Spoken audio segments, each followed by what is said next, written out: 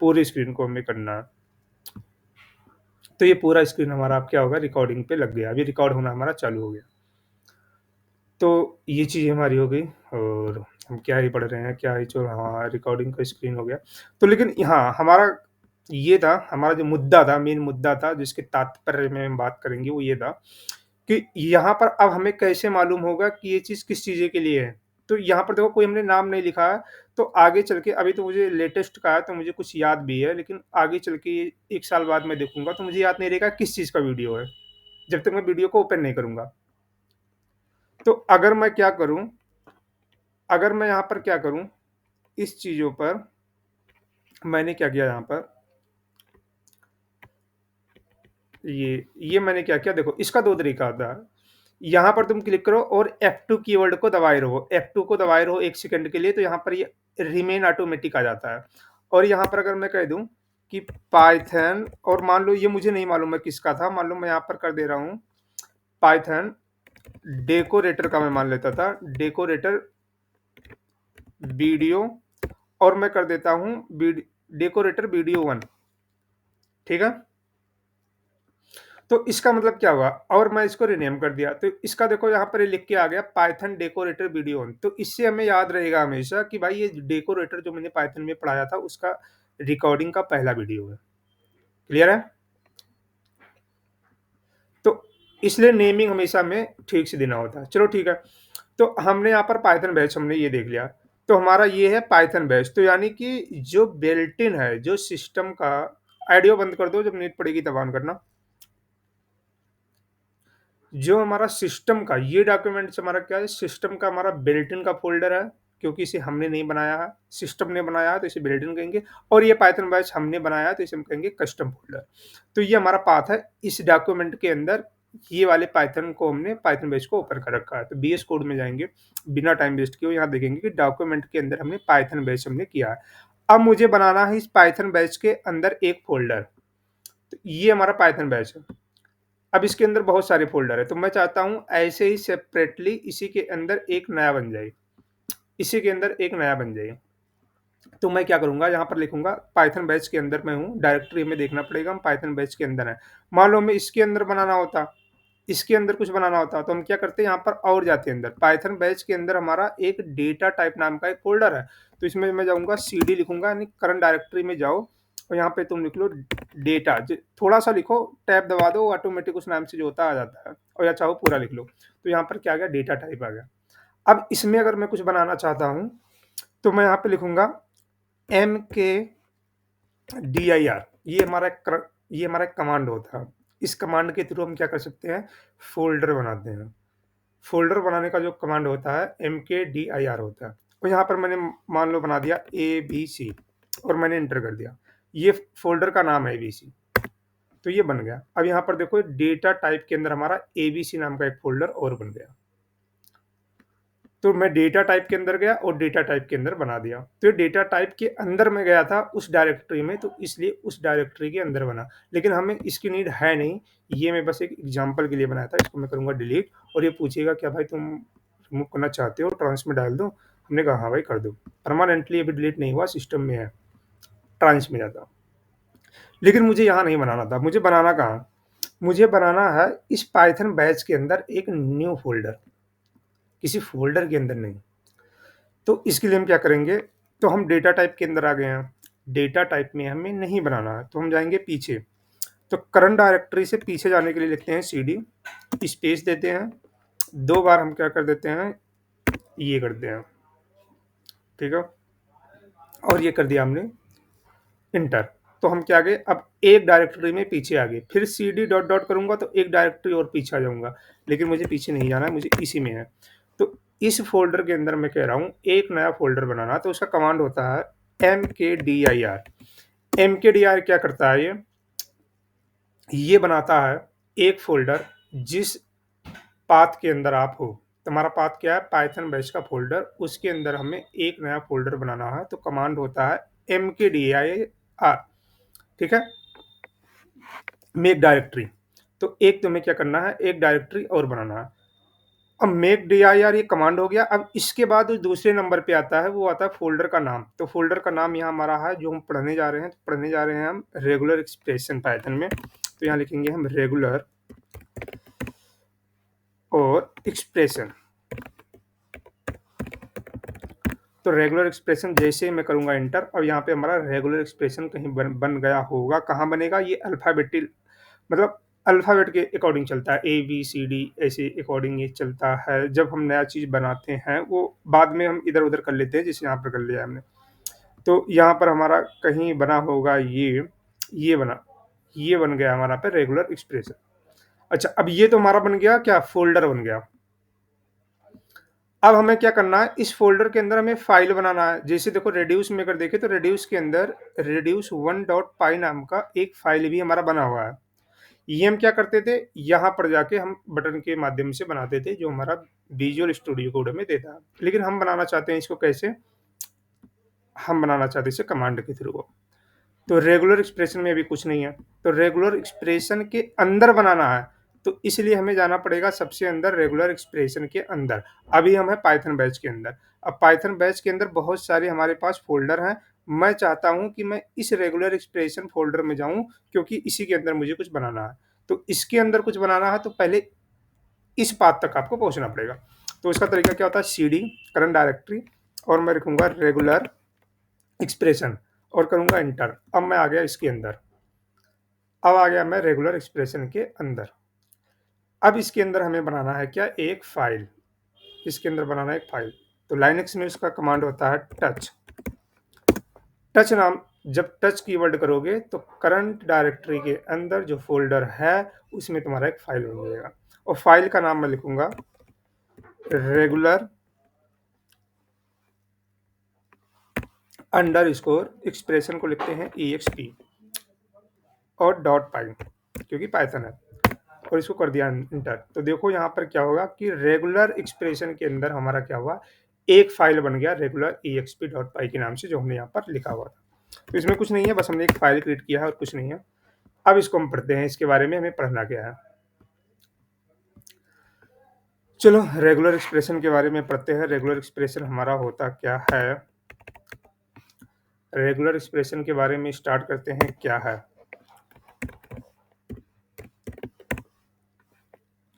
Regular expression क्या होता है?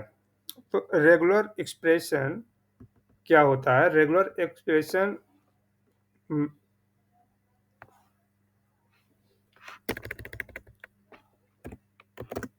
Is a one module. ये क्या है? ये एक मॉड्यूल है। ये ऐसा कह सकते हैं, बिल्ट इन मॉड्यूल है। बिल्ट बिल्ट इन मॉड्यूल है इन पाइथन। तो पाइथन में ये एक बिल्ट इन मॉड्यूल है। तो एंड तो यानी कि ये पाइथन में पहले से मॉड्यूल बना हुआ है।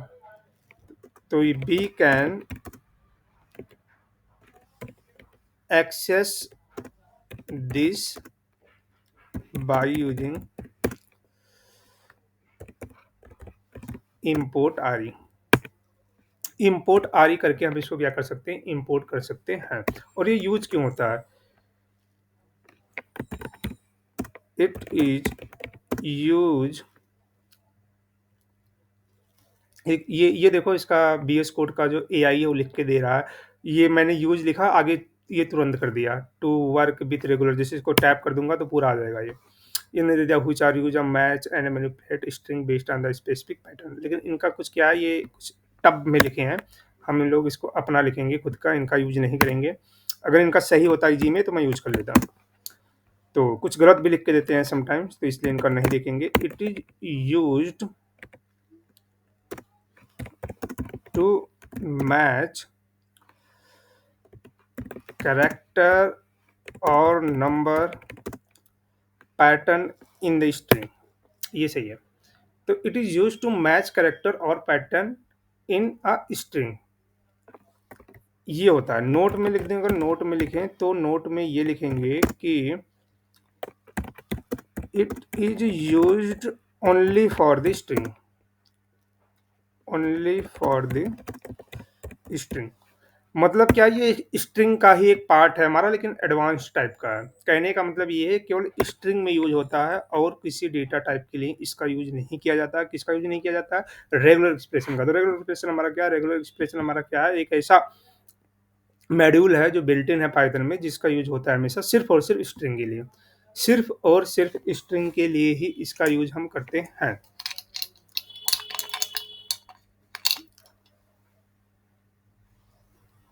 गर्म पानी नहीं मिल पाएगा? व्यवस्था करो। हुँ,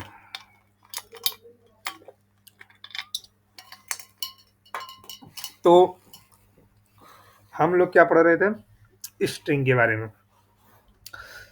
तो रेगुलर एक्सप्रेशन जो हमारा स्ट्रिंग है, ये सिर्फ़ और सिर्फ़ हमारा रेगुलर एक्सप्रेशन जो है सिर्फ़ स्ट्रिंग के लिए यूज़ होता है। अब इसका थोड़ा हम पढ़ लेते हैं डिटेल में, इसका क्या होता है, डेफिनिशन क्या कहता है। Regular expression is a one built in module, यानी कि एक बिल्ट इन मॉड्यूल है। जैसे हमारा ये फ़ोल्डर लिखा हुआ है, ये फ़ोल्डर एक मॉड्यूल होता है। तो ये मॉड्यूल पाइथन में पहले से ही लिखा हुआ है, जो पाइथन हमने इंस्टॉल किया था पहली क्लास में गूगल से, उसके अंदर ये सब लिखा हुआ है, तो डायरेक्ट वहाँ से एक्सेस मिल जाता है। जैसे मैं लिखता हूँ इम्पोर्ट आरई, तो वो चीज़ें हमारी मिल जाती है। जैसे यहाँ पे हमने लिखा था, एक हमने कोई नॉर्मल फ़ंक्शन बनाया था। यहाँ पे जैसे हमने लिखा था फ्रॉम फ़ंक्शन से और फ़ंक्शन 2 से हमने इम्पोर्ट किया था हेलो। तो यानी कि इस फ़ाइल के अंदर कहीं जाके जो हेलो थी हमारी, उसका एक्सेस हमें मिल गया था। ठीक ऐसे ही यहाँ पर है, जैसे मैं इम्पोर्ट आरई करूँगा तो डायरेक्ट उसके अंदर का जो आरई फ़ंक्शन है, वो हमें रेगुलर एक्सप्रेशन का यहाँ पे हमें मिल जाएगा और डायरेक्ट हम उसका यूज़ कर सकते हैं। ठीक है। We can access the by using import RE. Import के माध्यम से है, इम्पोर्ट एक हमारा कीवर्ड होता है जिसके माध्यम से किसी मॉड्यूल को हम डायरेक्ट क्या करते हैं, इम्पोर्ट करते हैं। तो आरई को हम क्या कर सकते हैं, मॉड्यूल को इम्पोर्ट के माध्यम से इम्पोर्ट कर सकते हैं, यानी कि इसका एक्सेस यहाँ पे ला सकते हैं। It is use to match character और नंबर। ये क्या होता है? Pattern in a string. किसी स्ट्रिंग के अंदर क्या करता है, किसी कैरेक्टर या नंबर का पैटर्न को मैच करने के लिए इसका यूज होता है। और नोट में हम ओ को रखने वाले हैं स्मॉल, एन को कैपिटल, थोड़ा वैलिड कंडीशन के क्रॉसपॉन्डिंग। तो ये हमारा हो गया।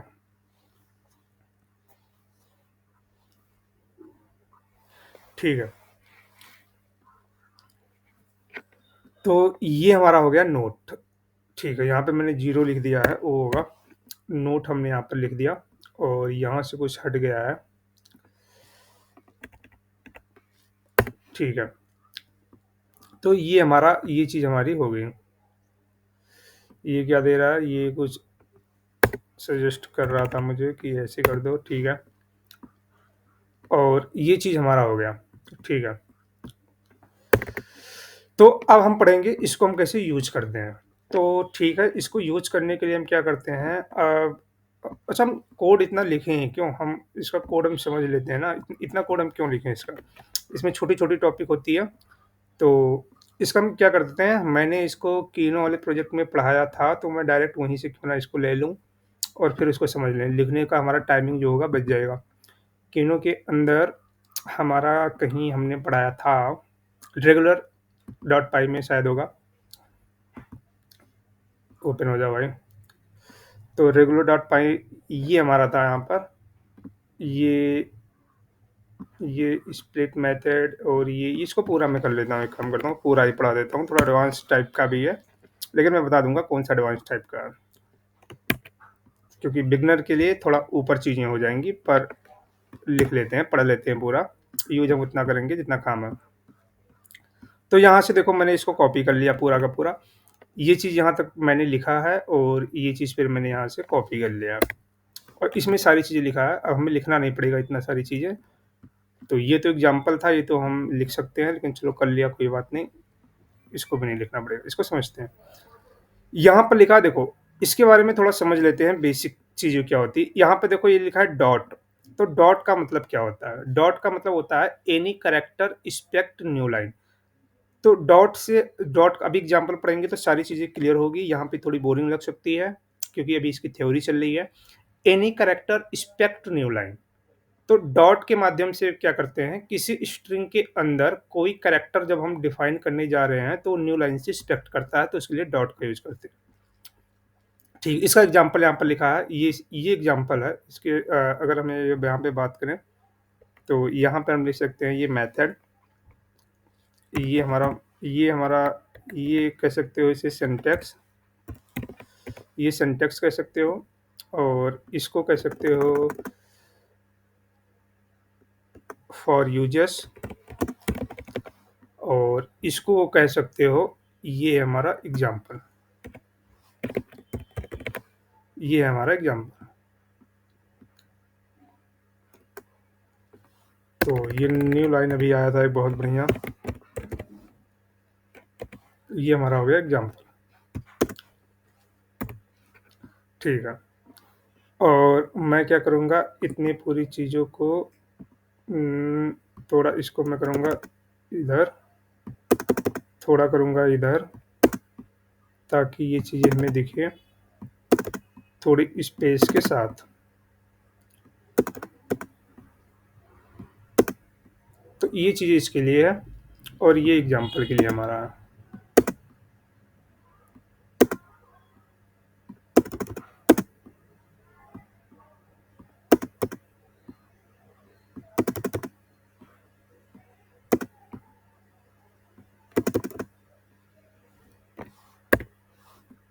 ठीक है, तो ये सिंटैक्स है इसका। और अब देखते हैं ये स्क्वायर का जो लगा है हमारा, स्क्वायर वाला जो हमारा सिंबल है, इसका यूज़ हम क्यों करते हैं? यहाँ पे हम सिंटैक्स में लिख दिया, सिंबल लिखते हैं, सिंबल। तो इसका यूज़ क्यों होता है? स्टार्ट ऑफ स्ट्रिंग, किसी भी स्ट्रिंग के अंदर से कोई चीज़ हमें मैच करना है, तो उसका स्टार्टिंग से अगर कोई चीज़ें लेनी है, तो इस सिंबल का हम यूज़ करते हैं। जैसे ये है string hello match hello world, तो ये क्या है? ये हेलो एक वर्ड है हमारा, जिसको हमें मैच करना है, किससे मैच करना है? हेलो वर्ड की स्ट्रिंग से, तो इसका यूज़ करते हैं। डॉलर सिंबल का यूज़ हम क्या करते हैं? एंड ऑफ स्ट्रिंग, किसी स्ट्रिंग के एंड में अगर कोई वर्ड लिखा है या कोई कैरेक्टर लिखा है और उसको मैच कराना है, तो डॉलर सिंबल का यूज़ करते हैं। ये इसका एग्जांपल है। स्टार का यूज़ करते हैं ज़ीरो और मोर आइटम, ज़ीरो आइटम चाहिए या फिर हमें उससे ज़्यादा ही चाहिए, तो स्टार का यूज़ करते हैं।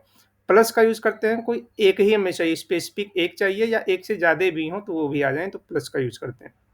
क्वेश्चन मार्क का यूज़ करते हैं 0 और 1 आइटम के लिए, मतलब 1 टाइम के लिए, एक टाइम पे 0 है या उससे अधिक है तो वो भी आ जाए एक बार जब रन करें। स्क्वायर ब्रैकेट का यूज़ करते हैं कैरेक्टर सेट के लिए, जब बहुत सारे कैरेक्टर हों तो कैरेक्टर का एक सेट बन जाए, बहुत सारे कैरेक्टर एक साथ आ जाएँ।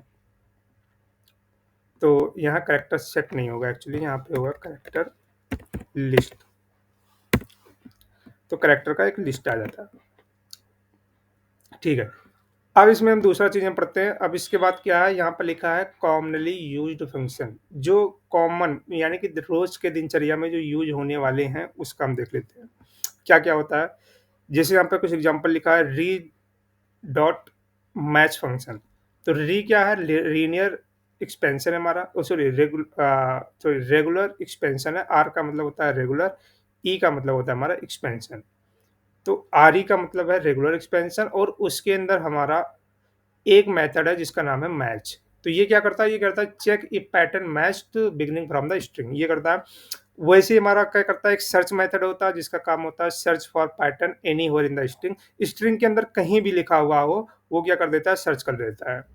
फाइंड डाल क्या करता है? Return all match as a list, ये क्या करता है? फाइंड डाल क्या करता है? सारे जो मैच होते हैं उनको एज अ लिस्ट में कन्वर्ट कर देता है, दे देता है। स्प्लिट क्या करता है? स्प्लिट स्ट्रिंग बाय पैटर्न, ये क्या करता है? चीज़ों को तोड़ देता है हमें, जैसे हमारा अभिषेक लिखा है तो A dot B dot C सारे को एक एक स्ट्रिंग में कर देता है, जिसके बारे में हम पहले भी पढ़ चुके हैं।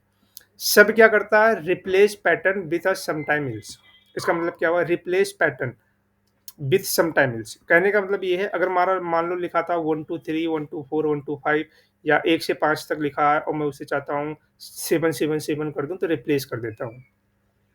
बस और कुछ नहीं है, अभी इसका एग्जांपल पढ़ेंगे सारी चीज़ें क्लियर होगी। कैरेक्टर क्लासेस क्या होती हैं? कैरेक्टर क्लासेस क्या होते हैं? इनके कुछ कैरेक्टर हैं, किसका यूज़ करते हैं? किसी डिजिट के लिए अगर हम काम कर रहे हैं तो डी का यूज़ करेंगे, जो 0 से 9 तक, डिजिट हमेशा 0 से 9 तक ही होते हैं।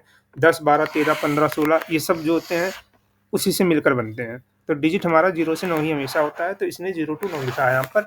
बाकी यहाँ कुछ लिखने की ज़रूरत नहीं है, अगर चाहो तुम डिजिट लिख दो तो डिजिट का मतलब डिजिट ही होता है।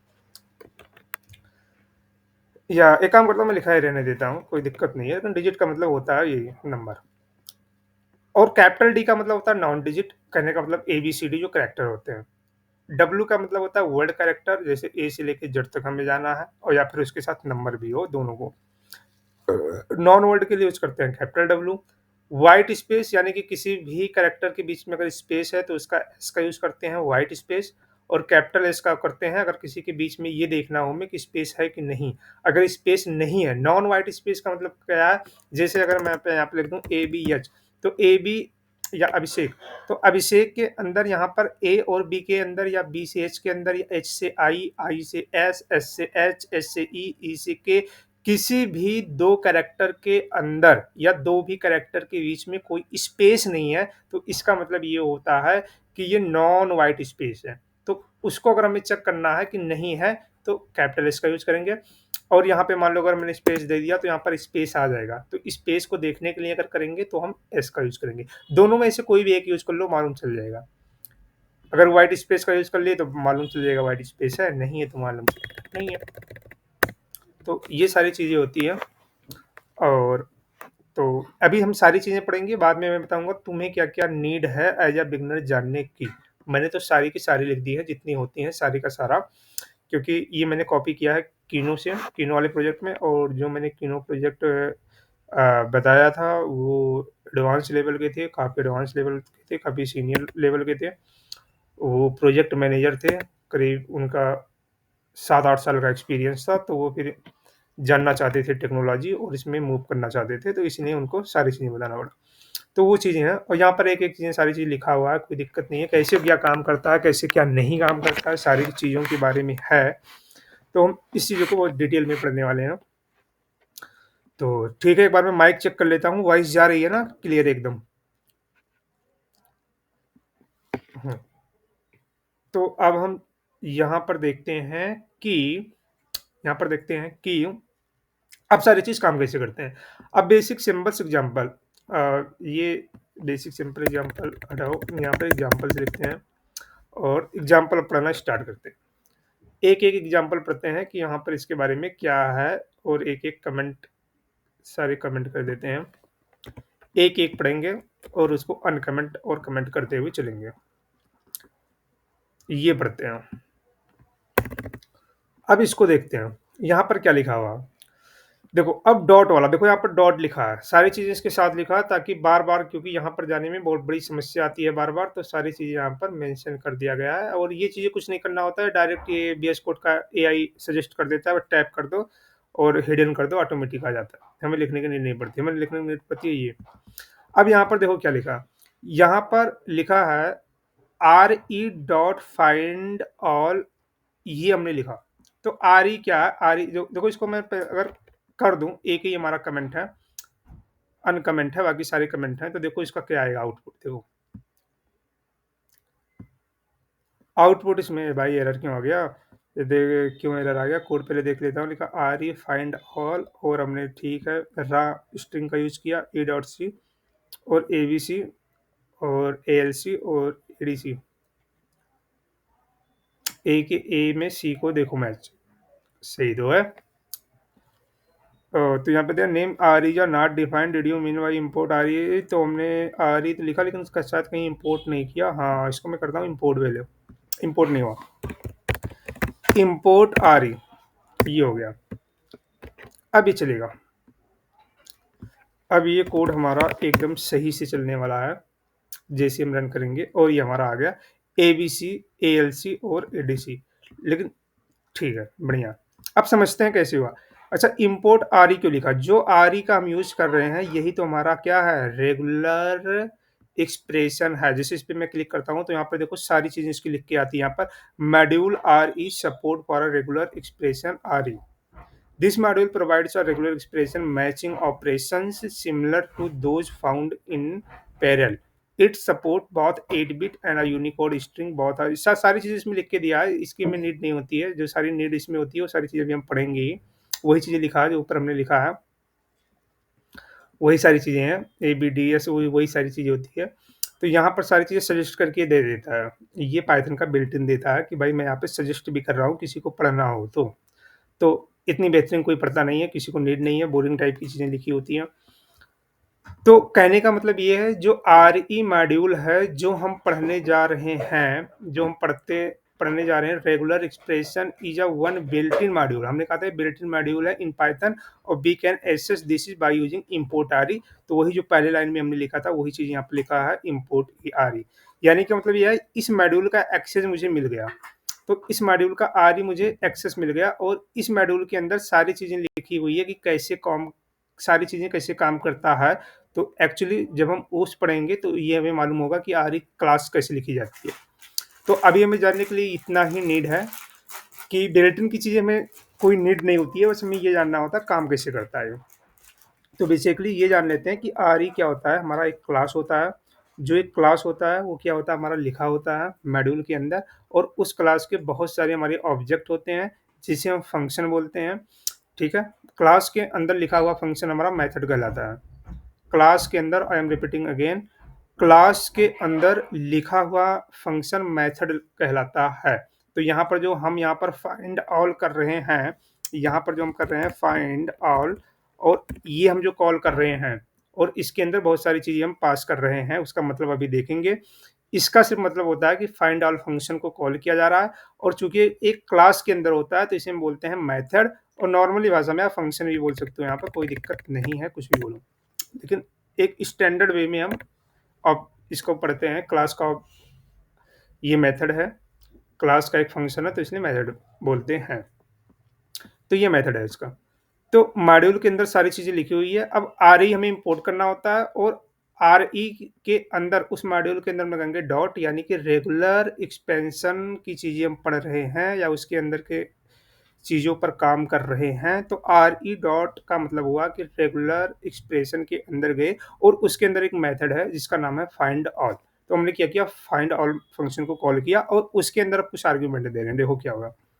आर का मतलब यहाँ क्या होता है, आर का मतलब होता है राइट स्ट्रिंग। राइट स्ट्रिंग का मतलब क्या होता है, जो हमने पहले वहाँ पे पढ़ा था पहली क्लास में स्ट्रिंग के अंदर, वहाँ पे जाके रिवाइज दोबारा कर सकते हो, ये चीज़ बहुत जरूरी है राइट स्ट्रिंग के बारे में। क्यों क्या करता है, जैसे ब्लैक स्लेश यहाँ वगैरह कुछ हम दे रहे हैं तो उसको क्या करता है, वो एज अ एक आर्ग्यूमेंट मान के चलता है, वो एज अ वन आर्ग्यूमेंट मान के चलता है, ना कि उसको प्रिंट करना है। नहीं तो स्ट्रिंग में अगर हमने कोई चीज़ लिखा है तो ये मान के नहीं चलेगा कि कोई ये एक आर्ग्यूमेंट है या कोई एक एट्रीब्यूट है जिसका कोई मतलब है।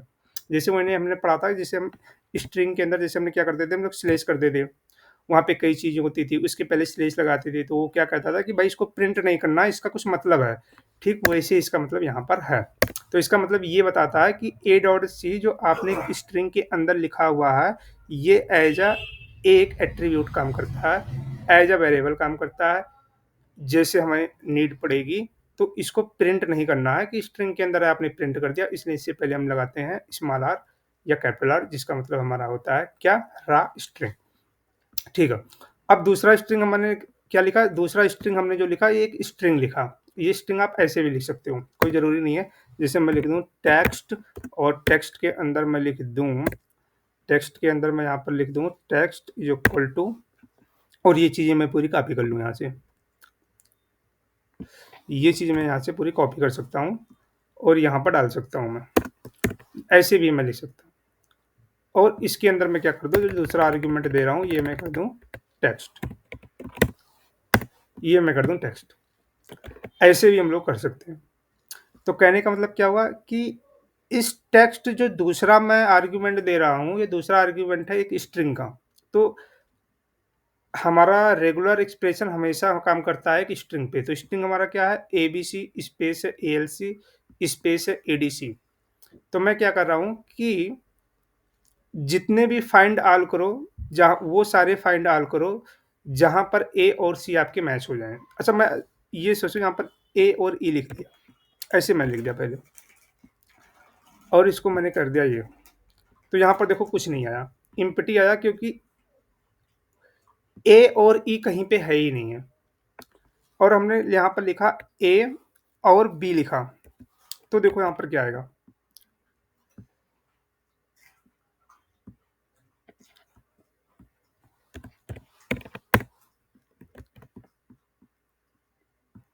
यहाँ पर देखो इम्पटी आया। क्यों, क्योंकि यहाँ पर ए है और बी है, लेकिन यहाँ पर ए है लेकिन बी नहीं है, यहाँ पर ए है लेकिन बी नहीं है। लेकिन अगर मैं यहाँ पर सी कर दूं, तो सी चूंकि हमारा सब में है तो ये आएगा, ये देखो भी तीनों आएगा। ये देखो आ गया एबीसी, एएलसी और एडीसी।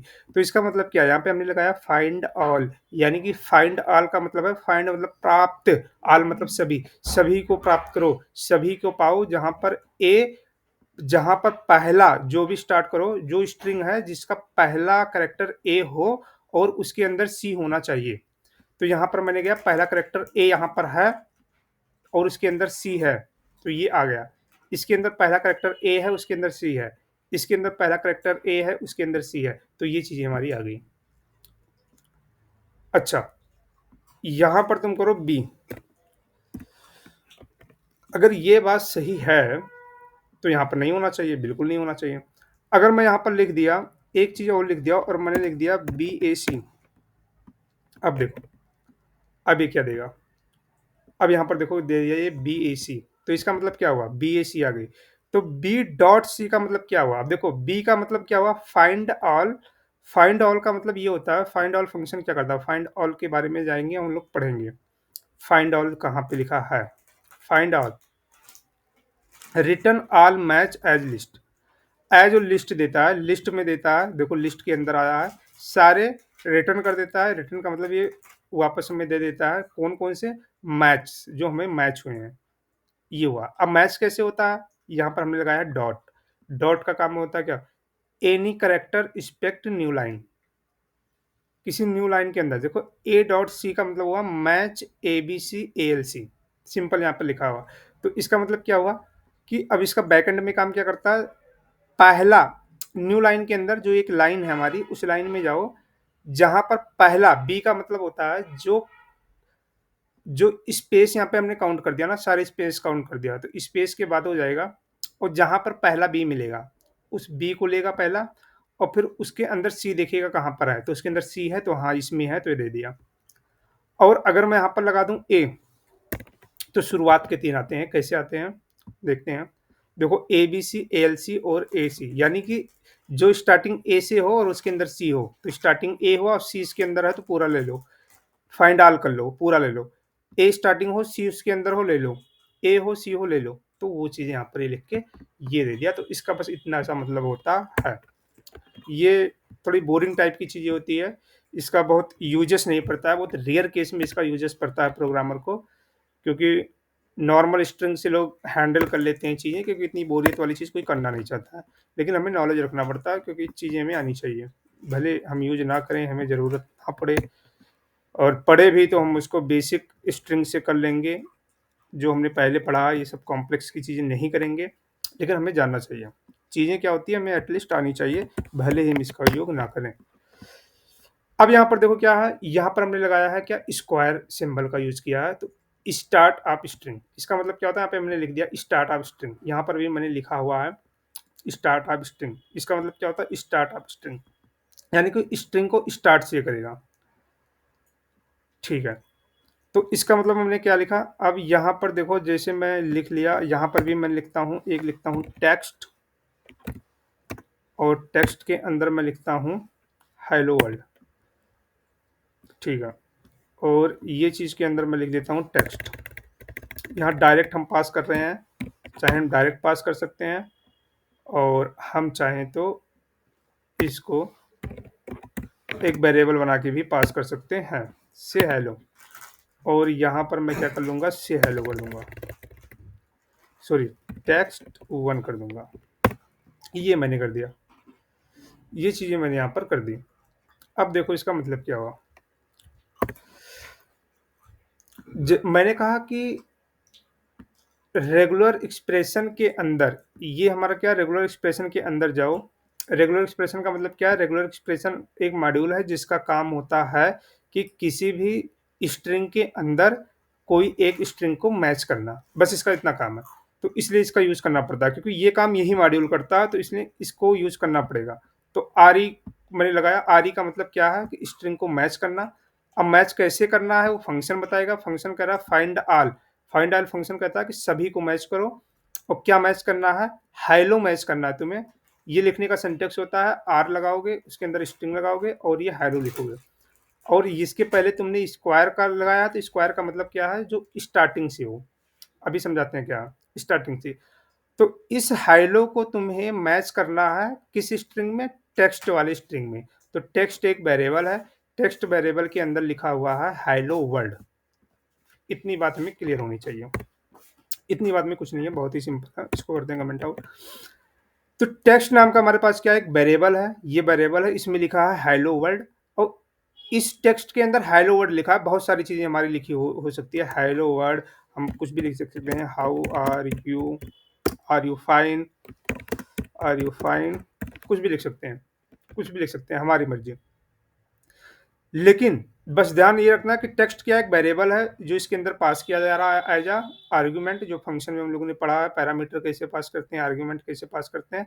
तो वैसे एक टेक्स्ट हमारा क्या आ गया यहाँ पर, एक आर्ग्यूमेंट आ गया जिसके अंदर लिखा है hello world how are you. अब इसका मतलब क्या है कोड का? कोड का मतलब ये है लीनियर रिग्रेशन ई। आर ई का मतलब है आर ई का मतलब है regular expression, regular expression R ई। इसका मतलब क्या है? इसका मतलब आर ई का बस मतलब इतना है कि किसी स्ट्रिंग के अंदर से हमें कुछ स्ट्रिंग को मैच करना है। ठीक है, किसको मैच करना है? फाइंड ऑल, सभी को मैच करना है। किसको? जो हाइलो से स्टार्ट हो। इसके पहले जो लिखा है, ये जो कैप वाला सिंबल लिखा है जिसे हम स्क्वायर बोलते हैं टेक्निकली पाइथन में या किसी भी प्रोग्रामिंग में, उसका मतलब है स्टार्टिंग से देखो। यानी कि ये टेक्स्ट नाम का जो हम स्ट्रिंग यूज कर रहे हैं पूरा ये, इसमें तुम देखो क्या हाइलो से स्टार्टिंग है? हाइलो से स्टार्टिंग है, तो वो वाली चीजें हमें दे दो। जो हाइलो से अगर स्टार्टिंग हो रहा है तो फाइंड ऑल दे दो, यानी कि पूरा का पूरा हमें स्ट्रिंग दे दो अगर वो हाइलो से स्टार्ट हो रहा है तो। अब इसका मतलब ये हुआ। अब इसको करते हैं हम रन। ये देखो, तो ये देखो पूरा का पूरा हमें ये दे दिया एज अ लिस्ट जो हमारा हेलो है। तो फाइंड ऑल सभी हेलो में दे दो। तो इसमें एक ही हेलो था, तो ये हेलो हमारा यहाँ से आ गया जो हमारा स्टार्टिंग में था। तो मैं स्टार्टिंग वाला ही देखा था, तो स्टार्टिंग वाला आ गया। तो ठीक है, तो इस टेक्स्ट में जो हेलो स्टार्टिंग से हुआ है उस स्टार्टिंग वाले हेलो को पूरा का पूरा दे दो। यानी कि ऐसा नहीं है कि ऐसे दे दो, ई दे दो, केवल हेलो पूरा लिखा हो तो पूरा हेलो हमें दो जो स्टार्टिंग में है इस टेक्स्ट के। तो इसका मतलब होता है स्टार्टिंग, इसका मतलब होता है स्टार्ट ऑफ स्ट्रिंग। तो ये चीज़ हमें दे दिया यहाँ पे, बस इतना है इसमें और कुछ नहीं है। और इसमें देखते हैं, अब इसमें देखो क्या दे देगा। हाँ, यहाँ पर देखो दूसरा एग्जांपल भी मैंने लिखा है, फाइंड ऑल और हेलो, और इसमें देखो हेलो क्या है? से के बाद है। हेलो कहाँ पे है? से के बाद है। अब इसमें करते हैं, देखते हैं इसमें क्या देता है। देखो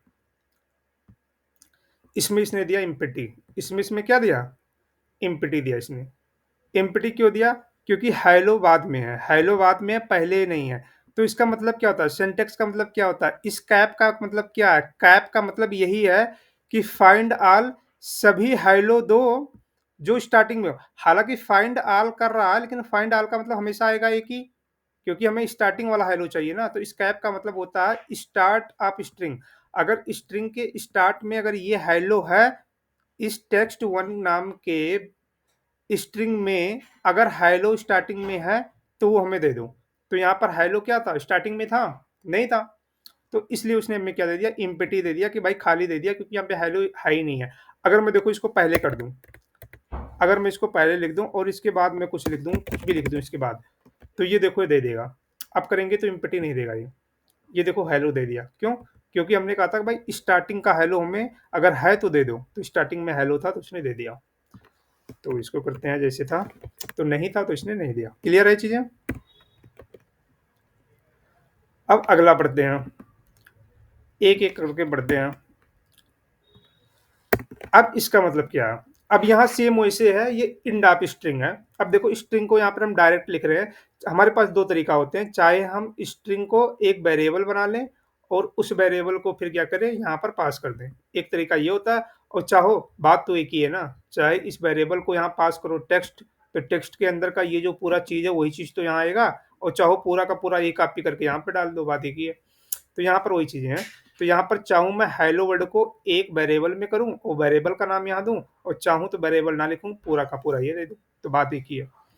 तो यहाँ पर क्या करता है, डॉलर का मतलब होता है फाइंड ऑल फंक्शन के साथ जब हम डॉलर का यूज़ करते हैं, तो डॉलर का यूज़ का मतलब ये होता है कि लास्ट वाला चीज़ हमें दे दो अगर उस स्ट्रिंग में है। बस इतना सा मतलब है इसका। बस देखने में थोड़ा इसमें बोरिंग टाइप की है, चीज़ों को याद रखना पड़ता है कि डॉलर का यूज़ कब करते हैं, फंक्शन कौन-सा कब यूज़ करते हैं, बाकी है बहुत ईज़ी ही, एक-एक लाइन का कोड होता है। तो यहाँ कुछ नहीं करना है, बस यहाँ हमारा क्या मतलब है कि हेलो वर्ल्ड नाम के स्ट्रिंग में अब हमने लिख दिया वर्ड और लगा दिया डॉलर, इसका लिखने का सिंटेक्स ये है। तो इसका मतलब ये हुआ कि इस स्ट्रिंग में अगर वर्ड हमारा लास्ट में है, तो वो हमारा मैच करा दो और वो चीज़ें दे दो। मतलब आएगा तो रिटर्न में वही जो मैच होगा। फाइंड ऑल क्या करता है? मैचिंग ही चीज़ तो देता है। यहाँ पर फाइंड ऑल क्या करता है? देखो यहाँ पे लिखा हुआ है। फाइंड ऑल क्या करता है? Return all match as list, यानी कि एक लिस्ट के अंदर मैच वाली चीज़ों को रिटर्न कर देता है, या प्रदान कर देता है या दे देता है। जो चीज़ें मैच करती है वो लिस्ट में दे देती है, और जो नहीं करेगी तो एम्प्टी दे देगा, यानी कि कुछ मैच ही नहीं किया। तो इसका मतलब बस यही है कि अगर इस स्ट्रिंग के आखिरी में अगर वर्ड है तो मैच होगा, तो यहाँ पर है तो मैच होगा, अगर मैच होगा तो ये चीज़ दे दो, अगर नहीं है तो मत दो। तो एक्चुअली इसका यूज़ हम क्यों करते हैं? इसका यूज़ हम करते हैं चेक करने के लिए। जैसे हमारे पास कोई बहुत बड़ी स्ट्रिंग है, मान लो 500 लाइन की है, तो 500 लाइन की है, पेज पे हमें देखना है कहाँ जा रहा है। एक तो तरीका हम उसको पूरा पेज को हटाते जाएँ, आखिरी में देखें। और एक तरीका ये होता है कि हम एक लाइन का ये चीज़ें लिख दें और मालूम चल जाएगा उसमें है कि नहीं है। तो यहाँ पर बस हम यही करेंगे, एक ये लाइन कोड लिखेंगे और हम यहाँ पर ये लिख देंगे कि अगर इस स्ट्रिंग के अंदर आखिरी में अगर वर्ड है तो बताओ। तो अगर इस स्ट्रिंग के अंदर आखिरी का वर्ड वर्ड नाम से होगा तो ये हमें दे देगा, अगर नहीं होगा तो ये हमें नहीं देगा। तो इसको करते हैं रन। तो यहाँ पर देखो वर्ड दे दिया, इसने दे दिया वर्ड एज अ लिस्ट, एक लिस्ट के अंदर, क्योंकि ये हमारा था। बहुत सी अगला हम पढ़ते हैं, ये देखो। अब इसमें कहता है कि अगर वर्ड इज बिग, ये हमारा एक स्ट्रिंग है, अगर इस स्ट्रिंग के आखिरी में वर्ड है, वर्ड डॉलर का मतलब है आखिरी में, डॉलर का मतलब होता है आखिरी में, यहाँ पे लिखा हुआ है इंड ऑफ स्ट्रिंग। तो अगर स्ट्रिंग के इंड में, यानी कि जो स्ट्रिंग हमारा इंड हो रहा है, अगर इस वर्ड नाम के वर्ड से अगर इंड हो रहा है तो वो चीज़ें दे दो, और नहीं तो इम्पटी दे दो। तो अगर ये इम्पटी दिया तो मतलब नहीं हो रहा है, अगर दिया तो मतलब हो रहा है। तो ये चीज़ें इम्पटी दिया तो यानी कि नहीं हो रहा है। तो इम्पटी का मतलब एक्चुअली होता है फॉल्स, और अगर वैल्यू आ गया तो इसका मतलब होता है ट्रू। ठीक है, तो ये चीज़ें होती है।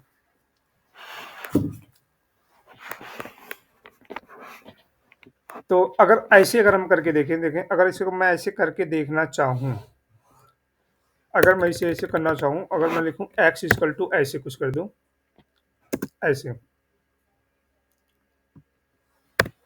और मैं यहाँ पर करूँ प्रिंट एक्स, तो भी देखो वही चीज़ आएगी, वही चीज़ आएगी।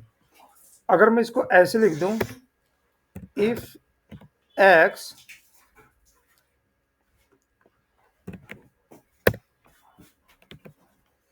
अगर मैं ये कर दूँ इफ एक्स इज नन, या मैं ऐसे कर दूँ इफ एक्स, और मैं लिख दूँ ये ट्रू का यूज करता हूँ मैं।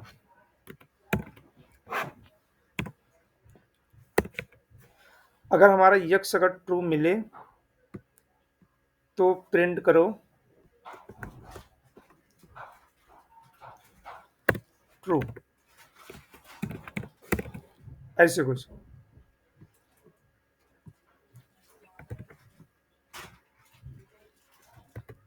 और इल्स कर दो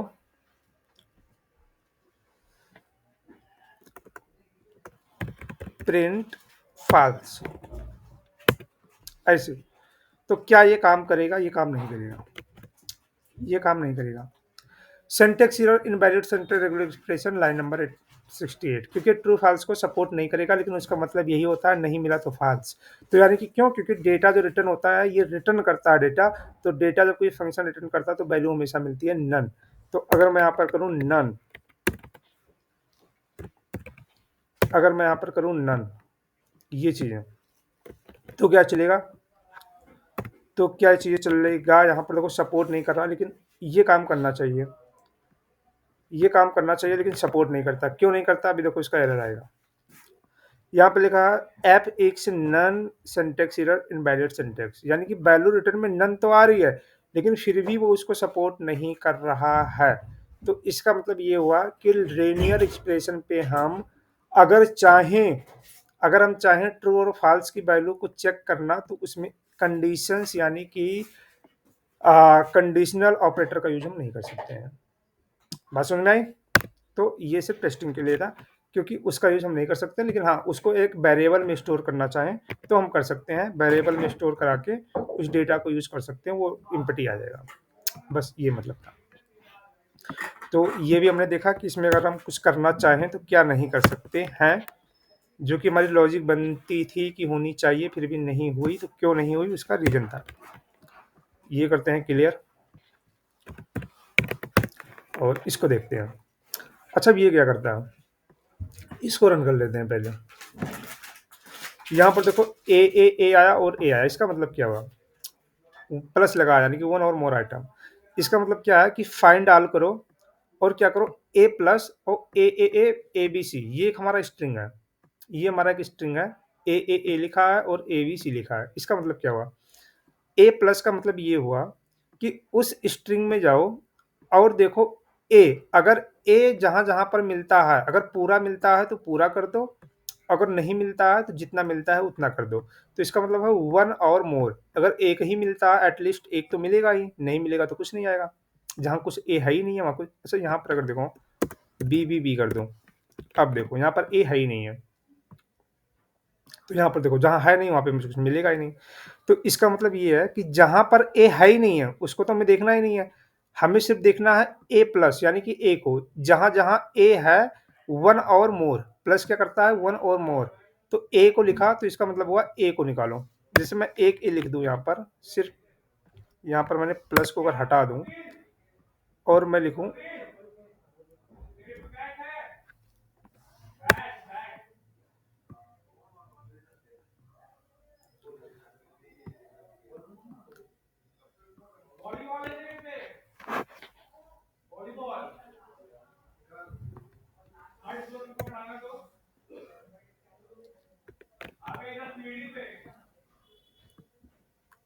ये चीज मैंने लिखा और मैं इसको करता हूँ रन, तो यहाँ पर देखो क्या ए आया। इसका मतलब क्या हुआ?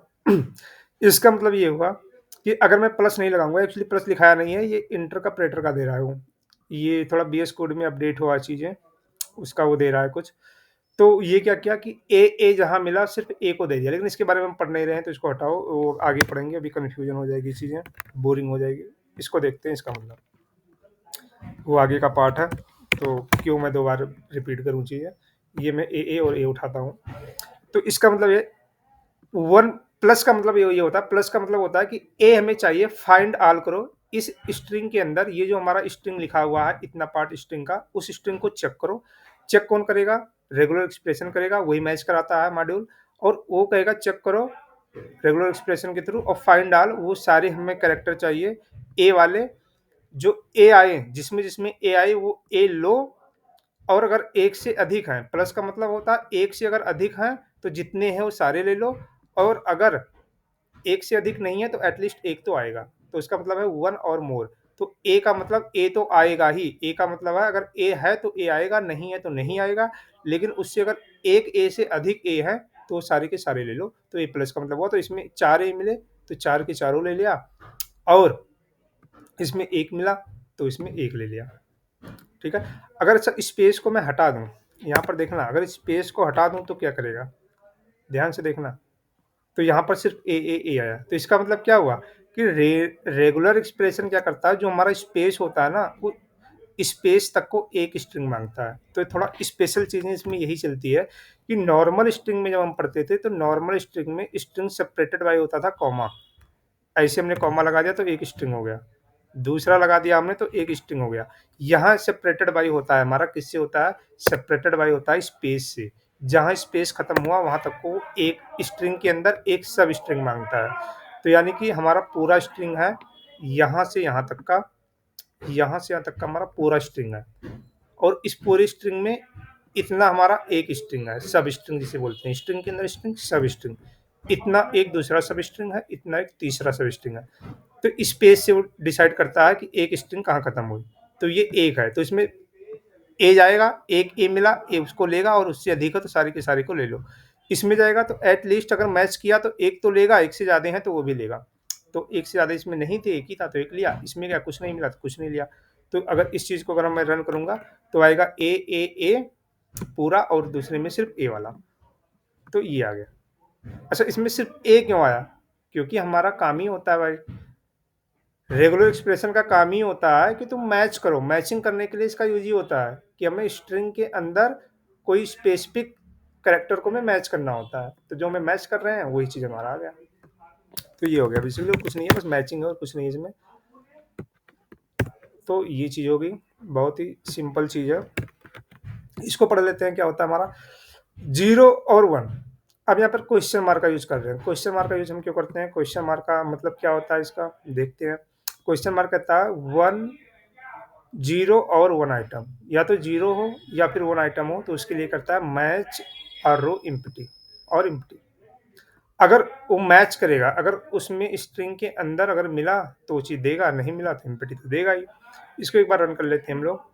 और कहाँ पे गया कोड हमारा, इसको करते हैं रन। और रन करते हैं तो यहाँ पे देखो ए आया, फिर स्पेस स्पेस स्पेस आया, मतलब एम्प्टी एम्प्टी आया, स्ट्रिंग में कुछ नहीं आया, कुछ नहीं आया, कुछ नहीं आया, एक बार ए आया। तो इसका मतलब क्या हुआ? इसका मतलब क्या हुआ?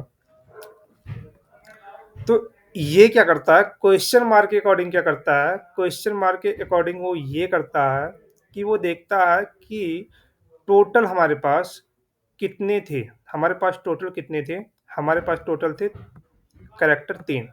तो तीनों कैरेक्टर को देखता है और तीनों जितने कैरेक्टर होते हैं सबसे पहले उन्हें क्या कर देता है, उसमें कर देता है इस खाली खाली खाली खाली खाली खाली खाली, तीनों को खाली कर दिया। अब जो उसे मिलता है वो स्टार्टिंग में लाके डाल देता है। यहाँ पर ए मिला तो उसने ए को लाके स्टार्टिंग में डाल दिया। बस इतना सा काम होता है इसका, क्वेश्चन मार्क वाले का 0 1 आइटम का। तो हम 0 1 आइटम का कभी यूज नहीं करते। अगर हमें यूज करना है तो हम ए प्लस से कर लेंगे। तो इससे हम कभी करते नहीं है। तो दोनों का चीज़ें एक ही बात होती है। वो चीज़ें होती हैं कि सारी चीज़ विजिबल होती है और ये चीज़ें क्या करता है, पहले स्पेस काउंट करता है फिर उसके अंदर चीज़ों को भरता जाता है। बस इतना सा काम है।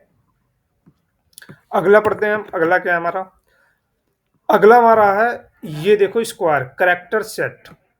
करेक्टर सेट यहाँ पर क्या है, ये चीजें क्या हमें देगी, ये रिटर्न करके हमें क्या देगी? देखो यहाँ पर दिया ए बी सी, सॉरी यहाँ पे सेट लिस्ट कर देते हैं, ऊपर हमने लिस्ट कर दिया था। तो ये क्या होता है यहाँ पर, ये बेसिकली कैसे काम करता है, ये बेसिकली कैसे काम करेगा, ये क्या करता है, इसके बारे में पढ़ लेते हैं थोड़ा। यहाँ पर जाएंगे और ये कह रहा है करेक्टर लिस्ट। ये पूरे करेक्टर यानी कि किसी भी स्ट्रिंग के अंदर जो वर्ड लिखे होते हैं उन करेक्ट और उस पूरे वर्ड में एक एक करेक्टर फाइंड करके उसको एक लिस्ट में हमें क्या कर देता है, रिटर्न कर देता है मैच करके। जैसे ए बी सी है तो मैच ए और बी और सी, तो ए और बी और सी को मैच करेगा और जो जो मैच होंगे उसको रिटर्न कर देगा। तो सिंपल सा तरीका इसका इसका क्या है, जैसे हमने लिख दिया A B C D E F नाम का एक हमने कोई स्ट्रिंग लिख दिया, और मैं क्या कह रहा हूँ कि इसमें तुम एक साथ कई चीजें करो। बस कहने का मतलब होता है बल्क में, इसका कहने का मतलब ये होता है कि बल्क में एक लिस्ट में जाओ, बल्क में चीजें कर लो तुम। बल्क का मतलब क्या हुआ कि अभी तक हम एक एक कर रहे थे, अब हम ए बी सी को एक साथ करना चाहते हैं। ए को एक बार नहीं, बी को एक बार नहीं, सी को एक बार नहीं, तो 3 बार कोड लिखने से अच्छा है कि हम एक ही बार मैच कर लें। तो इसमें अगर ए बी सी अगर मैच करेगा तो वो दे देगा, तो ए बी सी यहाँ पर है तो मैच करेगा तो ये दे देगा। तो यहाँ पर देखो ये दे दिया, बोला भाई ए बी सी है। अगर मैं यहाँ पे सी हटा दूं तो इसका मतलब क्या होगा, क्या सभी को करेगा या जितना है उतना को मैच कर लेगा? तो ये क्या करेगा, जो मिलेगा वो मैच कर लेगा। तो ए बी सी हमने डाला था, तो इस स्ट्रिंग में हमारा ए और बी है लेकिन सी नहीं है यहाँ पर। तो ए बी मिला तो ए बी को रिटर्न दे देगा कि भाई ए और बी ही मिला, सी नहीं है। तो जब भी हम चेक करेंगे कि किसी एग्जिस्टिंग लिस्ट में कौन कौन से अल्फ़ाबेट या कौन कौन से वर्ड हमारे मिल रहे हैं, तो चूंकि अल्फ़ाबेट को करता है, कैरेक्टर को करता है, कैरेक्टर लिस्ट है, तो देखिएगा कौन कौन से कैरेक्टर मिलते हैं। तो ए बी सी एक्चुअली पूरा एक वर्ड नहीं है, ये एक एक कैरेक्टर देखेगा। ए कैरेक्टर है इसमें, हाँ है तो उसको दे देगा। बी कैरेक्टर है इसमें, हाँ भाई इसमें बी कैरेक्टर है, तो बी कैरेक्टर दे देगा। सी को जाएगा, मैच करेगा, तो सी इसमें नहीं मिला, तो क्या कर देगा ये, सी को नहीं मैच करेगा, नहीं दिया। तो जो मैच करेंगे वो दे देगा, बस इतना सही है, कैरेक्टर लिस्ट में इतना ही होता है रेगुलर एक्सप्रेशन पाइथन के अंदर, ठीक है? और इसमें कुछ नहीं है, बस सिंपल चीज़ें हैं। तो ये हमने पढ़ा था, अभी तक जो हमने चीज़ें पढ़ा, हमने क्या पढ़ा था, ये चीज़ें इसका यूज़ करते हुए, सिंबल कैरेक्टर का यूज़ करते हुए हमने पढ़ा था उसके फंक्शन को कॉल करके। अब हम पढ़ेंगे इसके बारे में, कैरेक्टर के जो क्लासेस होते हैं उसके बारे में। ये बहुत ईज़ी है, ठीक है? अब इसके बारे में हम पढ़ लेते हैं कि ये चीज़ें हमारी क्या है। देखो, अब यहाँ पे हम कोई फंक्शन यूज़ नहीं कर रहे हैं, अब यहाँ पर हम केवल क्या कर रहे हैं, क्लासेस का एक जो सिंबल होता है उसका यूज़ कर रहे हैं, और कुछ नहीं। तो इसमें मैच ही कराना काम है। पूरे रेगुलर एक्सप्रेशन का काम ये है कि किसी एक स्ट्रिंग दिया होगा, उस स्ट्रिंग के अंदर कोई हम एक कैरेक्टर लिखेंगे और जाके वो हम मैच करेंगे। बस इतना से काम है पूरे में, मेथड कोई भी हो। तो यहाँ क्या है, अब यहाँ पर देखो, यहाँ पर लिखा है, जैसे मैं इसको लिख दूँ यहाँ पर, मान लो मैं लिख देता हूँ अभिषेक पटेल 123 नोएडा उत्तर प्रदेश। ये मैंने एक स्ट्रिंग लिख दिया पूरा। अब इस स्ट्रिंग के अंदर हमारा क्या है, करैक्टर भी हैं, और जो करैक्टर सारे हैं वो किसमें हैं, कुछ करैक्टर इसमें नंबर के अंदर भी हैं, कुछ करैक्टर हमारे देखो इसमें नंबर में है, और कुछ हमारे क्या है अल्फ़ाबेट में है। तो अल्फ़ाबेट वाले ज़्यादा हैं, नंबर वाले कम हैं। तो कम ज़्यादा से हमें कोई मतलब नहीं है, बस ये होना चाहिए उसमें अंदर होना चाहिए। अगर नहीं है तो नहीं मिलेगा, होगा तो मिलेगा। तो हम चाहते हैं कि हमारे पास एक स्ट्रिंग लिखी हुई है, उस स्ट्रिंग के अंदर मैं चेक करना चाहता हूँ रेगुलर एक्सप्रेशन मॉड्यूल के थ्रू, एक मैं ऐसा फंक्शन का यूज़ करना चाहता हूँ कि जिससे मुझे ये मालूम चल जाए कि इसके अंदर कोई नंबर है कि नहीं। मान लो मेरे पास 1000 लाइन की या 5000 लाइन का कोई स्ट्रिंग लिखा है, एक पूरा वेबसाइट है, और मुझे उसका क्या मिल गया, पूरा का पूरा हमें क्या मिल गया, उसका टेक्स्ट मिल गया, हमने ऑटोमेशन के थ्रू फैच कर लिया। अब मैं चेक करना चाहता हूँ कि 4-5 हज़ार लाइन का जो कोड है, उसके अंदर हमारे नंबर कितने हैं, ये मैं देखना चाहता हूँ, कौन-कौन से नंबर हैं। तो मैं कुछ नहीं करूँगा, बस मैं क्या करूँगा, रेगुलर एक्सप्रेशन का यूज़ करूँगा, फाइंड ऑल फंक्शन का यूज़ करूँगा मेथड का, और मैं यहाँ पे लगाऊँगा क्या, यहाँ पर स्लैश डी लगा देंगे। डी का मतलब होता है डिजिट का यूज़ करना। डी का मतलब यूज़ करते हैं हम, और स्मॉल डी, कैपिटल डी अलग होता है, कैपिटल डी के बारे में भी आगे आगे पढ़ेंगे, जस्ट इसका उल्टा होता है। स्मॉल डी का मतलब होता है डिजिट। तो इस पूरे स्ट्रिंग के अंदर अगर कोई डिजिट होगा, तो मैच हो कर लेगा, तो मैच होके आ जाएगा। तो कहने का मतलब इसको करते हैं रन, और जैसे रन करेंगे तो 1 2 3 हमारा आ जाएगा। तो यहाँ पर देखो 1 2 3 आ गया। तो सेपरेटेड बाय एक-एक करके दे दिया लिस्ट में कि भाई आपके अंदर जो आपका स्ट्रिंग लिखा हुआ है, जो एग्ज़िस्ट करता है, उसमें केवल 3 नंबर हैं, एक 1 है और 2 है और 3 है। मतलब इतने डिजिट हैं, 1 डिजिट 1 है, 1 डिजिट 2 है, और 1 डिजिट और है जो 3 है। इतने डिजिट इस स्ट्रिंग के अंदर हैं, तो जिसको मैच करके दे दिया। तो ये हमारा होता है डिजिट को मैच करने का रेगुलर एक्सप्रेशन का कंडीशन। अच्छा, मान लो कि मुझे डिजिट नहीं चाहिए, मान लो मैं चाहता हूँ कि मुझे चाहिए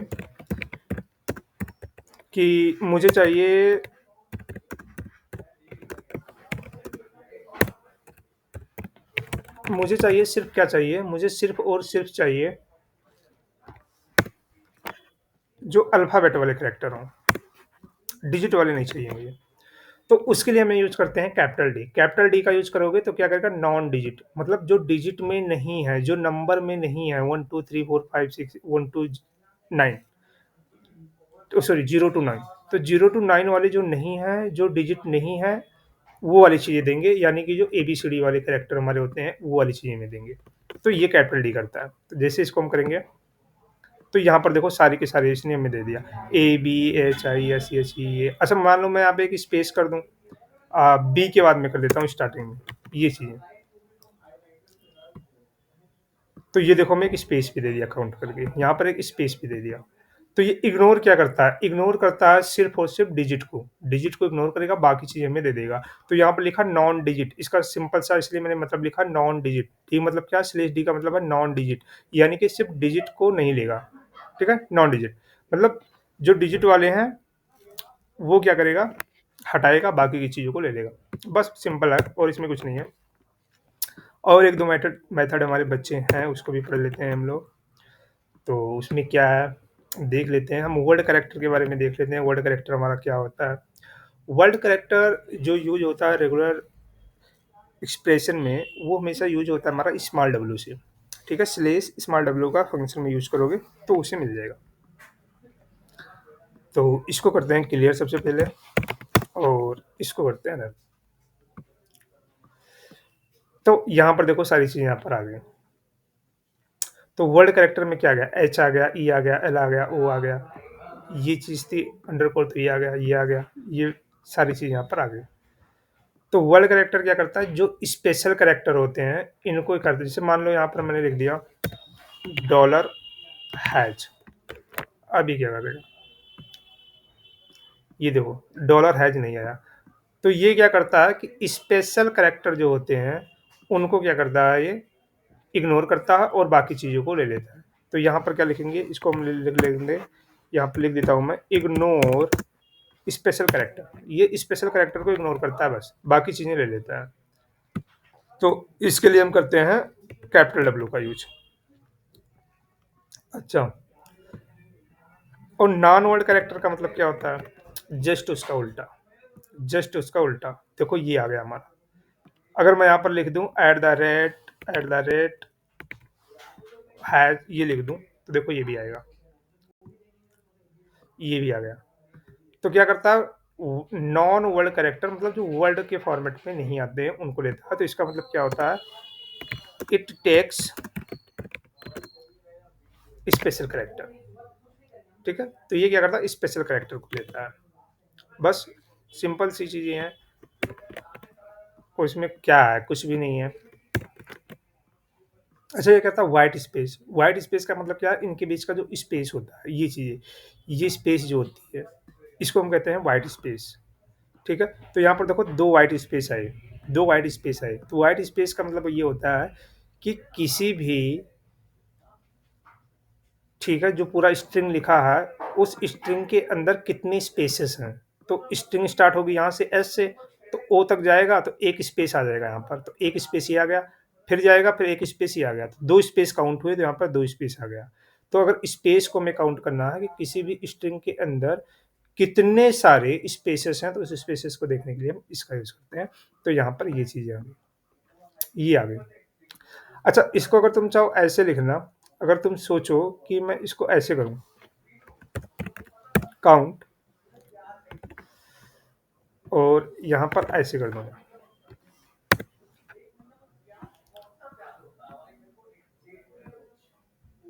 या लेंथ कर लेते हैं, ज़्यादा सही रहेगा, लेंथ। तो यहाँ पर क्या आ गया? 2 आ गया। इसका मतलब क्या हुआ? मैं चाह रहा हूँ कि इसके अंदर जितनी स्पेसेस आ रही हैं, अब मैं उसको चेक कर लूँ कि कितना आया। पहले तो मैं देखना चाहूँगा, पहले तो मैं देखना चाहूँगा। तो जब मैं देखना चाहूँगा, तो देखना चाहूँगा कितने स्पेसेस आए, तो 2 स्पेसेस आए। 1 स्पेस ये आया, 1 स्पेस हमारा ये आया। मान लो कुछ और लिख दूँ मैं, ए, बी, सी, फिर ये मैंने लिख दिया। 1, 2, 3, 4 स्पेस हो गए। तो हमारे पास 4 स्पेस आएँगे यहाँ पर, 4 स्पेस आ गए।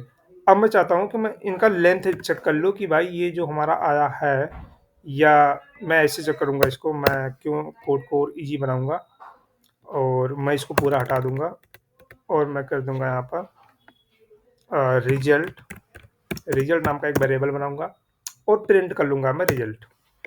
मैंने प्रिंट किया रिज़ल्ट, ये चीज़ है। तो ये प्रिंट रिज़ल्ट आ जाएगा, और रिज़ल्ट की मैं देखना चाहता हूँ लेंथ भी का कितना आया, इसका जो लेंथ है कितना आया। तो लेंथ आप अगर मैं रिज़ल्ट कर लेता हूँ, तो मैं देखता हूँ कितना आया। तो ये आ जाएगा टोटल हमारा 4। पहले तो हमें शो करेगा प्रिंट रिज़ल्ट में कि कितने स्पेसेस आए हैं, शो करके दिखाएगा कि यहाँ-यहाँ हुए हैं, और लेंथ में आ जाएगा कि भाई आपके पास टोटल इतना आए। तो पहले दिखाया हमारा 1, 2, 3, 4 ये आए हैं, और टोटल को हमारा लेंथ बता दिया काउंट करके कि भाई टोटल आपका जो लेंथ है वो 4 है। तो बस ये होता है स्पेस को देखने के लिए। अच्छा, नॉन स्पेस जस्ट उसका उल्टा, मतलब स्पेस नहीं। तो ये देखो, तो ये बताएगा कि स्पेस, ये कहाँ स्पेस नहीं है, ये पूरा बता दिया देखो। इसने ये बता दिया कि ये बताया कि देखो कि नॉन वाइट स्पेस का मतलब क्या करेगा कि हर एक देखो यहाँ पर अगर मैं कर दूं हेलो, और यहाँ कर दूं वर्ड, चलो नहीं बदलता हूँ, ये रहने देता हूँ, दो ही काफी है। तो हेलो के अंदर देखिएगा कि हेलो के अंदर का वाइट स्पेस है कि नहीं, तो ये बताएगा HEIAO फिर WORLD। इसका मतलब क्या हुआ कि इनके बीच में कोई स्पेस नहीं है। तो एक एक कैरेक्टर को बता देगा कि भाई इनके ये कैरेक्टर है, इनके बीच में स्पेस नहीं है। तो जस्ट इसका उल्टा होता है, चाहे ये यूज करो चाहे ये यूज करो, तरीका एक ही है। लेकिन ये तरीका क्या होगा, ये पूरा का पूरा डिजिट देगा तो बहुत लंबा हो जाएगा, और ये क्या देगा, ये केवल एक सिंपल देता है, तो देखने में इजी हो जाता है। तो ये चीजें होती हैं। तो ये हो गई। तो अगर मैं इसको काउंट करके देखूं तो इसका एक चीज और बहुत बढ़िया से आएगा। काउंट का मतलब होता है लेंथ, और काउंट डॉट लेंथ भी कर सकते हैं हम। तो यहाँ पर अगर मैं करूँ RESG, चलो ये हमने कर दिया, इस नाम का वेरिएबल बना दिया हमने। रिजल्ट ही ले लेते हैं पूरा, प्रिंट रिजल्ट कर देते हैं, और प्रिंट रिजल्ट आप लेंथ कर देते हैं। ये करता हूँ, देखो यहाँ पर क्या आएगा।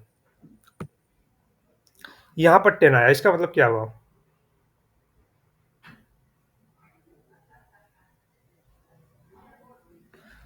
इसका मतलब क्या हुआ, इसका मतलब हुआ स्पेस काउंट नहीं होता है, स्पेस काउंट नहीं होता है। इसमें क्या करते थे हम, स्पेस को काउंट करते थे, इसमें स्पेस को काउंट हम नहीं करते हैं। कहने का मतलब एच गया, H1 हो गया, E2 हो गया, फिर 3 4 5, और फिर देखो वर्ड जाओ, 6 7 8 9 10 पूरा आ गए, और स्पेस को अगर काउंट करोगे तो कितना हो जाएगा, 11 हो जाएगा। लेकिन नॉन स्पेस मतलब नॉन वाइट स्पेस, मतलब जो खाली स्पेस है, उसको ये काउंट नहीं करेगा। तो ये चीज़ें हम लेंथ अगर निकालेंगे तो वहाँ से स्पष्ट रूप से दिख जाएगा कि भाई ये क्या बताता है कि केवल और केवल देता है वो चीज़ें जहाँ पर स्पेस काउंट नहीं होता है, तो इसीलिए इसका नाम है नॉन वाइट स्पेस। बस, तो इसका बस इतना मतलब होता है हमारा। आगे यूज करते हैं, आगे क्या है, और अब देखो कुछ और चीज़ें पढ़ लेते हैं, स्पेशल चीज़ें। जैसे मैंने एक स्ट्रिंग लिखा है, my number is 123 and email is abc@gmail.com। एक मैंने ये चीज़ लिख दिया पूरी स्ट्रिंग, एक थोड़ा रियल लाइफ की एग्जांपल के क्रॉसवर्ड में। अब इसमें मैंने देखो कुछ प्रिंट करके देखता हूँ, इसका मतलब क्या होता है, इसका मतलब क्या होता है, मैं यहाँ पर किया मैच फंक्शन, और मैं इसको चला रहा हूँ माई। तो ये बताएगा कि डॉट का यूज हो रहा है, तो डॉट का मतलब क्या होता है यहाँ पर, जैसे यहाँ पे मैच फंक्शन का यूज हमने कर लिया, और देखो मैच का हम पढ़ लेते हैं थोड़ा, मैच क्या है फिर दिखा देता हूँ मैं। मैच हमारा क्या करता है यहाँ पर, देखो फंक्शन के बारे में पढ़ लेते हैं। तो check if pattern match beginning of string. ये बिगनिंग का मतलब होता है स्टार्टिंग, इसको और सिंपल में कर लो तो स्टार्टिंग लिख देते हैं, स्टार्टिंग। तो चेक इफ पैटर्न मैच, जो पैटर्न को मैच करना है वो स्टार्टिंग ऑफ स्ट्रिंग, स्ट्रिंग के स्टार्ट से चेक करता है। तो मैच फंक्शन का ये काम है। यानी कि अगर मैंने माई लिख दिया तो माई को स्टार्टिंग से वो चेक करेगा। यहाँ पर मैंने लिखा माई और यहाँ पर लिखा टेक्स्ट, तो टेक्स्ट नाम का एक हमारा वेरिएबल है, और उस वेरिएबल के अंदर पूरा स्ट्रिंग लिखा है।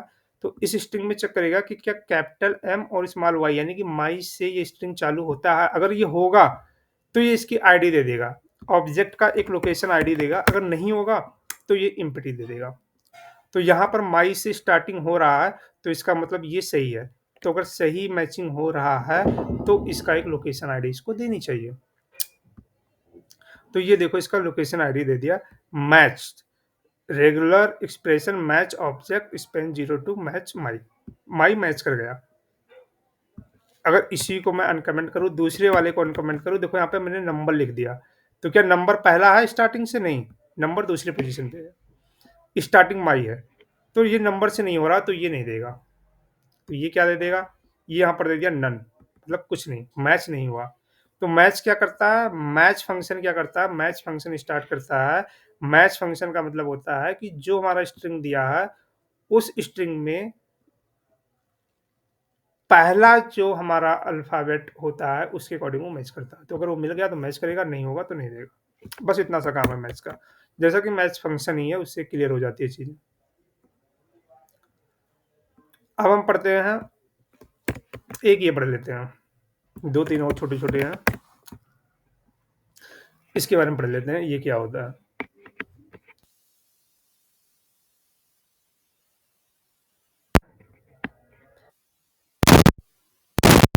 ब्रेक हो रही है, ठीक है। वॉइस क्लियर है?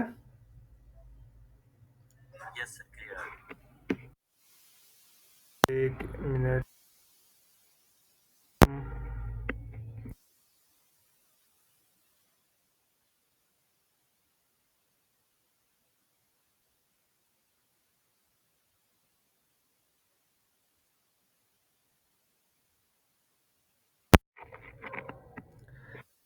ठीक है, ये चीज़ें हमें मैच होती हुई दिखेगी यहाँ पे। तो थोड़ा यहाँ पर देखते हैं चीज़ें क्या है इसकी थोड़ी। तो देखो सर्च क्या करता है, सर्च फंक्शन का काम क्या है, हमने फंक्शन को लिखा है यहाँ पर, सर्च फंक्शन काम क्या करता है।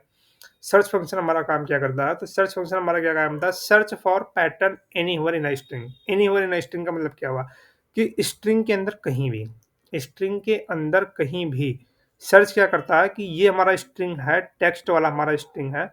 तो इस टेक्स्ट स्ट्रिंग में कहीं भी अगर वो जो हम अल्फ़ाबेट दे रहे हैं मैच कराने को, या जो वर्ड कहीं भी अगर मैच करता है तो मैच करके आ जाए। तो हमने किया डी प्लस। डी प्लस का मतलब क्या हुआ? अब डी का मतलब क्या होता है? डी का मतलब होता है डिजिट। अब यहाँ पे हमने लगाया डिजिट। तो जो सारे डिजिट हैं वो कहीं भी मैच होके आएँ तो आ जाएँ। तो 1 2 3 है, तो 1 2 3 हमारा आ जाएगा। तो इसको ऐसे करेंगे तो 1 2 3 आ गया। अच्छा, ग्रुप क्यों लगाए हैं? डॉट ग्रुप को अगर हम हटा दें यहाँ पे, डॉट ग्रुप को अगर हटा दें तो क्या होगा इसमें? तो आएगा मैच ऑब्जेक्ट स्पैम, उसका एक लोकेशन आईडी आ जाएगी। एक लोकेशन आईडी आएगी। एक उसका लोकेशन आईडी आएगा, लेकिन इसको अगर मैं ग्रुप से कॉल कर दूँगा तो जो चीज़ें हैं वो हमारे यहाँ पर आ जाएगी। ठीक है?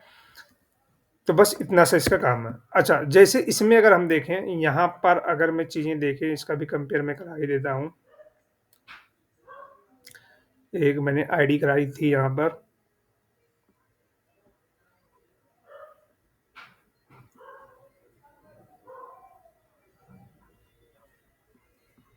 यहाँ पर मैंने कराई थी, और यहाँ पर अगर मैं सेम ये वाली चीज़ें कॉपी मैं कर लेता हूँ, 2 बार ना लिखना पड़े। ये मैंने कॉपी किया और यहाँ पर मैंने इसको किया पेस्ट। तो ये नहीं आएगा, डॉट डॉट लगाना पड़ेगा, मैं डॉट लगाया नहीं। ये चीज़ अगर मैं यहाँ पे कॉल कर दूँ,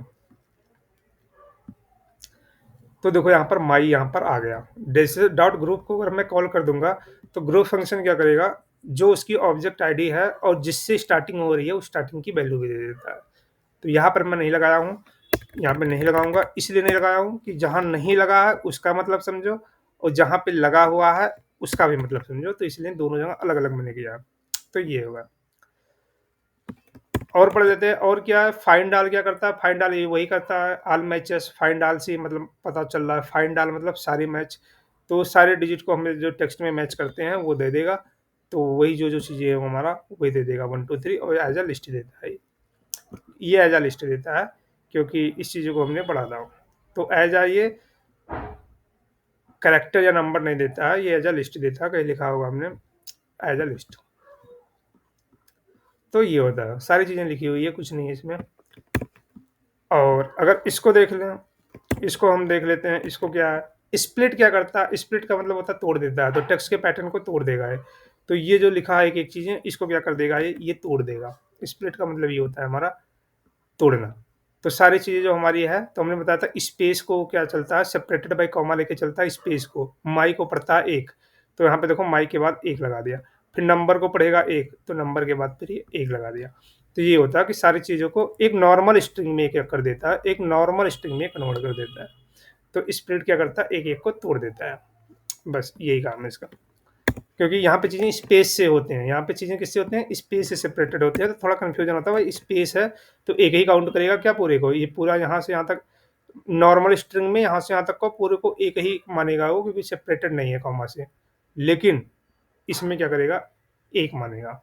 और स्ट्रिंग में भी सेपरेटेड बाय डिफ़ॉल्ट एक-एक ही चलता है इंडेक्स के बेस पे, माई एक चलता है, एम अलग चलता है, वाई अलग चलता है, एन एक चलता है, फिर यू अलग चलता है जब इंडेक्सिंग करते हैं। लेकिन यहाँ पर क्या होता है? स्पेस को एक मान के चलता है वो, ठीक है। रिप्लेस पैटर्न क्या होता है? यहाँ पे हमने 99 लिख दिया, तो रिप्लेस का मतलब क्या होता है? डी लगाया मैंने, तो डी का मतलब होता है डिजिट। तो जहाँ पर डिजिट आपको इस टेक्स्ट नाम में जो भी डिजिट मिलेगा उसको वो 999 से कर देगा। तो यानी कि 1 2 3 है ये, तो ये 999 से कर देगा। तो अगर मैं इसको देखूँ, तो इसको अगर प्रिंट करूँ मैं, तो ये देखो यहाँ पर क्या गया? माय नंबर इज़, ये क्या कर दिया? 999 कर दिया। अगर मैं यहाँ पर कैपिटल डी लिख दूँ, कैपिटल डी, और यहाँ पर लिख दूँ मैं एबीसी, तो देखो क्या करेगा? ये कर दिया एबीसी 1 2 3 एबीसी। इसका मतलब क्या हुआ? कि नंबर से पहले जितने भी उसको मिलेंगे कैरेक्टर, तो सबको क्या कर देगा? एबीसी कर देगा, और नंबर के बाद जितना मिलेंगे उसको भी एबीसी कर देगा। तो ये होता है इसका मतलब। तो कैपिटल डी क्या करता है? कैपिटल डी का मतलब होता है क्या? कैपिटल डी का मतलब होता है नॉन, नॉन डिजिट। और डी का मतलब क्या होता है? स्मॉल डी का मतलब क्या होता है? स्मॉल डी का मतलब होता है डिजिट। तो स्मॉल डी क्या करेगा? डिजिट वाला करेगा, और ये क्या करेगा? उसको कर देगा। तो जैसे मैंने 999 कर दिया। अच्छा, यहाँ पर एक काम और करते हैं। यहाँ पर मान लो मैं यहाँ पर भी कर देता हूँ 666। अब देखो, तो यहाँ पर क्या किया? 999, और यहाँ पर भी कर दिया 999। तो यानी कि जहाँ-जहाँ उसको डिजिट मिलेंगे, वो सारे को क्या कर देगा? रिप्लेस कर देगा इससे। तो सब फंक्शन हमारा रिप्लेस करता है। एक सब फंक्शन होता है, सब फंक्शन का काम होता है रिप्लेस पैटर्न। जो पैटर्न है उसको रिप्लेस कर दो। यानी कि जितने डिजिट हैं इस टेक्स्ट नाम के वेरिएबल के अंदर, टेक्स्ट वेरिएबल क्या है? एक स्ट्रिंग है।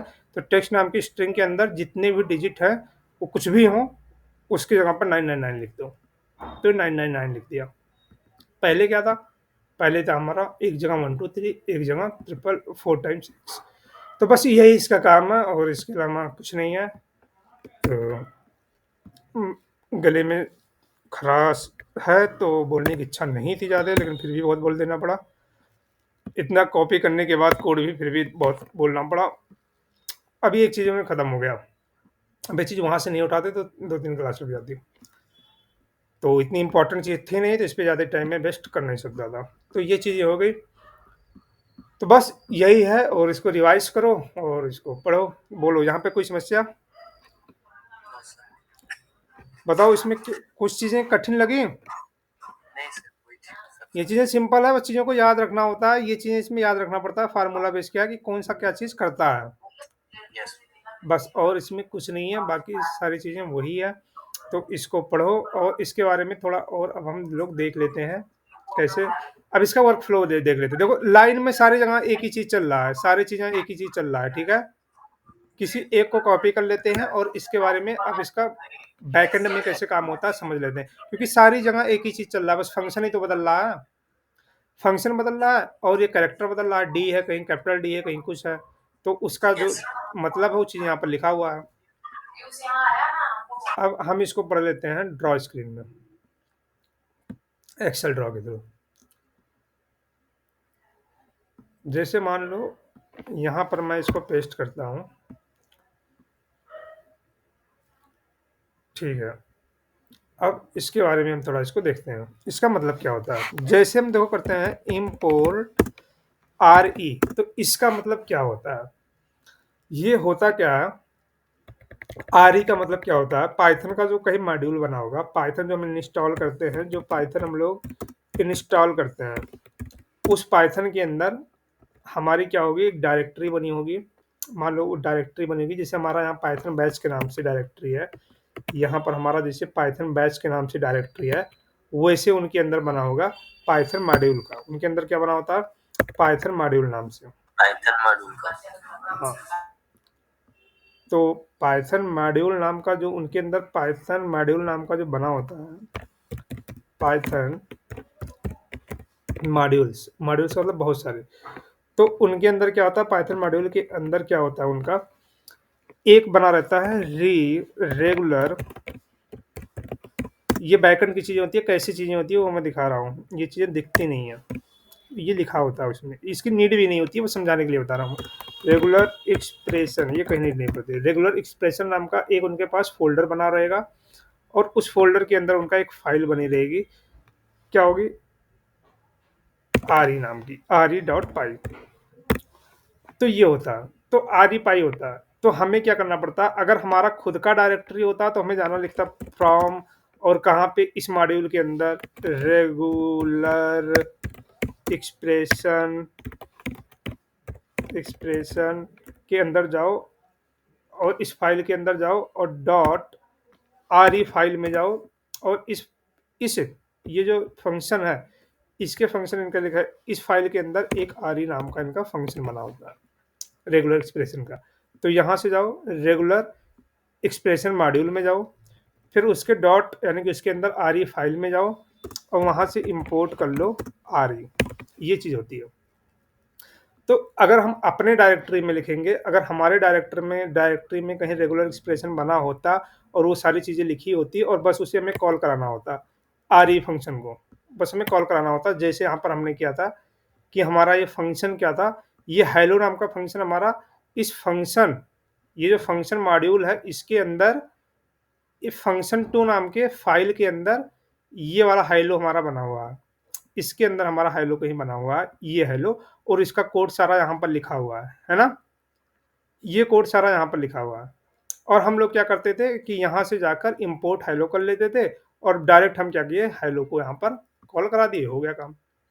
वही काम हमारा यहाँ पे होता है कि अगर हम ये चीज़ें हमारे कहीं यहाँ पर बनी होती तो हमें ऐसे करना पड़ता, लेकिन ये कोड पाइथन ने लिखा है बिल्ट इन, तो पाइथन ने बिल्ट इन लिखा है तो इतना हमें लिखने की ज़रूरत नहीं पड़ती है। वो कहता है कि बस तुम इम्पोर्ट आर कर दो, इम्पोर्ट आर कर दो, ये आर फंक्शन तुम्हें मिल जाएगा, आर फंक्शन मिल जाएगा। अब आर फंक्शन मिल जाएगा, अब ये भी बताता है कि भाई वो चीज़ें उसने लिखा है अंदर कहीं, तो हमें मालूम दिखता है नहीं चीज़ें कहाँ पे हैं। उसके अंदर जाएंगे पाइथन के अंदर तो वहाँ पे लिखा रहता है, जो इंस्टॉल किया है वहाँ पे मिलेगा, लेकिन हमें उसकी नीड नहीं होती है। लेकिन तो ये अपने डॉक में बता के लिखता है, जब पाइथन का हम डॉक पढ़ेंगे तो वहाँ पे लिखा होता है कि आर ई का मतलब होता है रेगुलर एक्सप्रेशन, और जिसका काम होता है कोई एक, हमारे पास स्ट्रिंग दिया हो, मान लो हमारे पास कोई एक स्ट्रिंग दिया हो, जैसे लिखा है Abhishek is a good person but he is, नहीं ऐसे लिखते हैं, मैं लिखता हूँ अभिषेक, यहाँ पे लिखता हूँ Abhishek is a bad person but he is honesty man. लेकिन वो एक ईमानदार व्यक्ति है, एक ईमानदार व्यक्ति है, बुरा है लेकिन ईमानदार है। ये मैंने ऐसे कुछ लिख दिया, स्ट्रिंग कुछ भी हो सकता है। और ऐसे नहीं लिखेंगे यार, एंड आल्सो लगाएंगे, एंड आल्सो, और यहाँ पर करेंगे गुड, क्यों यार अपने आप को बैड बनाना, मतलब खुद की बेइज्जती खुद करना अच्छी बात नहीं है। तो Abhishek is a good person and also he is a honesty man. Abhishek Patel एक अच्छा इंसान है और एक ईमानदार व्यक्ति भी है, ये मैंने लिखा। तो ये एक स्ट्रिंग मैंने, मान लो अगर कहीं मैंने लिख दिया, अब रीने सॉरी, अब ये मुझे मशीन लर्निंग आ जाती है बार बार। एक्चुअली आर ई जो होता है हमारा यूज होता है, एक लीनियर रेगुलेशन होता है, मशीन लर्निंग का एक मॉडल है। तो उस पे अभी मैंने जल्दी काम किया तो वही आ जाता है बार बार। लेकिन यहाँ हम पढ़ रहे हैं, यहाँ इसका मशीन लर्निंग नहीं पढ़ रहे, पाइथन पढ़ रहे हैं। पाइथन में इसका मतलब होता है, आरी का मतलब होता है रेगुलर एक्सप्रेशन। अब देखो हमने एक स्ट्रिंग लिख दिया, अब इस स्ट्रिंग में हमारा रेगुलर एक्सप्रेशन का काम क्या है। मान लो इस अभिषेक मैन है यहाँ पर, और यहाँ पर लिखा है 1 2 3 व्यू, एंड यहाँ लिख दो एंड आई डी इज 11 12 305, ये मेरी आईडी है। तो ये एक हमारा हो गया नंबर में। अब मैं चाहता हूँ कि ये बहुत भारी स्ट्रिंग भी हो सकती है, छोटी स्ट्रिंग भी हो सकती है, कैसी भी हो सकती है, डिपेंडिंग ऑन द सिचुएशन। अब मैं चाहता हूँ कि इस स्ट्रिंग में से मुझे ये नंबर मैच कराना हो। मान लो मेरे पास कोई एक नंबर है, मुझे किसी ने एक नंबर दिया और मान लो मेरे मैनेजर ने एक नंबर दिया, मुझे दिया 1, 2, 3 या सेम यही नंबर हमें दे दिया, मान लो यही सेम नंबर मेरे मैनेजर ने मुझे दे दिया। और वो कह रहे हैं कि हमारे पास एक डेटा है, एक फ़ाइल है जो स्ट्रिंग में पूरा है, लिखा हुआ है, जो बहुत बड़ा डेटा है, 1000 लाइन का है। रियल लाइफ़ का एग्ज़ाम्पल बता रहा हूँ कैसे यूज़ करते हैं। और उसके अंदर तुम्हें चेक करना है कि क्या ये नंबर एग्ज़िस्ट करता है, ये आईडी कहीं एग्ज़िस्ट करता है, ये वाला आईडी। तो किसी भी दिए हुए स्ट्रिंग में, सिर्फ़ स्ट्रिंग में होना चाहिए डेटा, किसी और वेरिएबल में नहीं हो पाता है। क्योंकि वेरिएबल हमारा होता है डायनेमिक, जब वो प्रोग्राम कोड होता है, रन होता है, फिर उसका डेटा आता है। तो सिर्फ़ राव स्ट्रिंग के लिए होता है। राव स्ट्रिंग इसलिए आर का यूज़ करते हैं हम। तो कभी भी किसी स्ट्रिंग के अंदर अगर हमें चेक करना हो, सिर्फ़ स्ट्रिंग में यूज़ होता है ये रेगुलर एक्सप्रेशन, और कहीं नहीं। तो मुझे पता करना है कि ये आईडी उसमें एग्ज़िस्ट करती है कि नहीं, ये पता करो। तो एक तरीका है, उसको पूरे को जाओ और पूरे को देखो कहाँ पे है, या फिर कंट्रोल एफ करो, उस फ़ाइल पे जाओ, फ़ाइल पे कंट्रोल एफ करो, फिर पता करो। फिर वो जहाँ-जहाँ होगी लिख के देगी। फिर बहुत बार मान लो है तो काउंट करना होगा हमें, मान लो 100 बार यूज़ हो रहा है, 500 बार, तो 500 बार देखोगे भूल जाओगे कहाँ कौन-सा यूज़ हुआ था। तो उसके लिए हम क्या करते हैं, हम ये चीज़ यूज़ करते हैं। हम यूज़ करते हैं रेगुलर एक्सप्रेशन का, और उसके कुछ मेथड का यूज़ करते हैं, जिससे हमें पता चल जाता है कि भाई ये चीज़ें अगर है तो हमें मालूम चल जाएगी। तो हम क्या करते हैं, अब उसके लिए चीज़ें पढ़ते हैं हम थोड़ा। तो उसके लिए हम क्या करते हैं, उसके लिए हम करते हैं, हम कहते हैं भाई कि रेगुलर एक्सप्रेशन नाम का हमारे पास एक मेथड होता है, एक फंक्शन है जो कहीं लिखा हुआ है, जिसका काम ये होता है कि किसी भी स्ट्रिंग के अंदर कोई स्ट्रिंग मैच कराना हो, तो मैच करके दे देता है कि भाई कौन-कौन से स्ट्रिंग मैच हो रहे हैं और कितने बार हैं। तो मैं चाहता हूँ कि ये चीज़ मैं मैच कर लूँ, तो मैं कहूँगा रेगुलर एक्सप्रेशन के अंदर जाओ। इसके अंदर क्यों गया? क्योंकि इसी फंक्शन में चीज़ें लिखा हुआ है कि कैसे मैच होता है, कैसे मैच नहीं होता, वो सब सारी चीज़ इसमें लिखा है। और उसके अंदर भी एक और सब फंक्शन उसका बना है, नेस्टेड फंक्शन, जिसका नाम है फाइंड ऑल। ठीक। अब फाइंड ऑल क्या करता है? फाइंड ऑल क्या करता है? वो बताता है, फाइंड ऑल का मतलब ये है, मैं कह रहा हूँ कि मुझे सारे मैच करा के दे दो, जहाँ-जहाँ पर है। तो मैं कहता हूँ कि हमारा एक राव स्ट्रिंग का यूज़ हम कर रहे हैं। उस राव स्ट्रिंग के अंदर जाओ, और ये हमारा सिंटैक्स होता है लगाने का, स्मॉल डी, और मैंने लगा दिया यहाँ पे प्लस, और यहाँ पर लगा दिया हमने, फिर इसको बंद कर दिया। तो ये एक हमारा फंक्शन लेता है, पहला आर्गुमेंट ये लेता है। तो इसका मतलब है कि जो हमने स्लैश डी लगाया है, उसका मतलब ये नहीं है कि भाई इसको एक स्ट्रिंग है प्रिंट कर दो। उसके पहले हमने आर लगाया, राव स्ट्रिंग, यानी कि किसी स्ट्रिंग के अंदर। इसका मतलब ये होता है कि किसी स्ट्रिंग के अंदर जाओ और वहाँ पर ये देखो कि इस प्रॉपर्टी का मतलब क्या है? इस प्रॉपर्टी का मतलब ये है कि जो सारे डिजिट हैं, वो हमें दे दो। अगर 1 डिजिट है तो वो दे दो, और प्लस का मतलब जितने डिजिट उस 1 से ज़्यादा हैं तो सारे दे दो। प्लस का मतलब है 1 से ज़्यादा। अगर सिर्फ़ प्लस नहीं लगाएँगे तो मतलब एक ही बार जो हम दे रहे हैं 1 आएगा सिर्फ़, और प्लस लिख दिया हमने तो सारे के सारे डिजिट आ जाएँगे। और इसको हमने किसमें लिखा? इससे पहले आर लगाया, इसका मतलब है ये एक स्ट्रिंग नहीं है। आर नहीं लगाएँगे तो इसका मतलब एक स्ट्रिंग है। स्ट्रिंग के अंदर है तो ये प्रिंट करके दे दो। ये चीज़ हमें प्रिंट करके दे दो। जैसे अगर मैं यहाँ पे लिख दूँ, मैं यहाँ पर लिख दूँ प्रिंट, और मैं यहाँ पर कर दूँ, और यहाँ पर प्रिंट में कर दूँ कि डी, सॉरी, स्लैश डी, ये चीज़ मैंने दे दिया। और मैं इसको और प्लस भी लगा देता हूँ, ये लो प्लस भी लगा दिया, और ये चीज़ मैंने लिख दिया, और मैं इसको कर दिया प्रिंट। तो यहाँ पर देखो क्या आ गया, यहाँ पर क्या आ गया, correct data found, incorrect data found, ये वाला ये आया जो फंक्शन कॉल कर रहे हैं हम, प्रिंट वाला। और यहाँ पर देखो ये प्रिंट आ गया, ये प्रिंट आ गया, ये देखो ब्लैक स्लैश डी प्लस, क्योंकि इसके अंदर हमने क्या लगाया था, ये चीज़ लगाया था, ये वाला। इसके पहले मैं आर लगा दूँ तो क्या होगा, यहाँ पे मैंने लगा दिया आर। अब इसका मतलब क्या हुआ, देखो तब भी वही चीज़ आया, क्योंकि इसके अंदर हम कोई चीज़ पास नहीं किए हैं। तो आर का मतलब कुछ है नहीं, क्योंकि हमने कुछ यहाँ पर कोई चीज़ें पास ही नहीं किया है। तो ये क्या मान लेगा, ये पूरा का पूरा स्ट्रिंग ही मानेगा क्योंकि आर का कोई मतलब नहीं है। तो कहने का मतलब इतना समझो, अगर मैं सिर्फ इतना अगर लिखा हूँ तो ये एक स्ट्रिंग मान लेगा कि स्ट्रिंग के अंदर लिखा उसको प्रिंट करके दे दो। लेकिन यहाँ हमें इसका मतलब स्ट्रिंग नहीं है, ये एक स्ट्रिंग नहीं है, इसका कुछ मतलब है। हम इससे कहना चाह रहे हैं कि ये एक कुछ एट्रीब्यूट है जिसका कुछ मतलब होता है। जैसे फंक्शन का मतलब कुछ होता है, फाइंड ऑल का मतलब है फाइंड ऑल करो, वैसे इस एट्रीब्यूट का मतलब ये है कि जो हमारी स्ट्रिंग दी हुई है उस स्ट्रिंग के अंदर जो सारे डिजिट हैं, जितने भी हैं सारे के सारे हमें चाहिए। और हमारा किसमें है, ये मान लो ये वाला हमारा स्ट्रिंग है, ये वाला हमारा स्ट्रिंग है। और ये मान लो हमारा है टेक्स्ट नाम का एक वेरिएबल, टेक्स्ट नाम के वेरिएबल में है। तो यहाँ पर मैं क्या कर दूंगा, यहाँ पर मैं क्या कर दूंगा, यहाँ पे मैं दूसरे पे दे दूंगा टेक्स्ट, ये मैं दे दिया टेक्स्ट। अब ब्रैकेट इसका देखो मैंने कर दिया क्लोज, ये कर दिया। अब ये चीज मेरी आ गई। तो इसका मतलब क्या हुआ, इस टेक्स्ट नाम का दूसरा आर्ग्यूमेंट जो देता है ये स्ट्रिंग का लेता है। यहाँ पे दूसरे आर्ग्यूमेंट में हम देते हैं स्ट्रिंग। तो स्ट्रिंग हमारा एक वेरिएबल में है, तो वेरिएबल को हमने पास कर दिया। तो इस टेक्स्ट की जगह पर ये पूरा का पूरा हमारा ये चीज आ जाएगा, ये वाली पूरी चीज।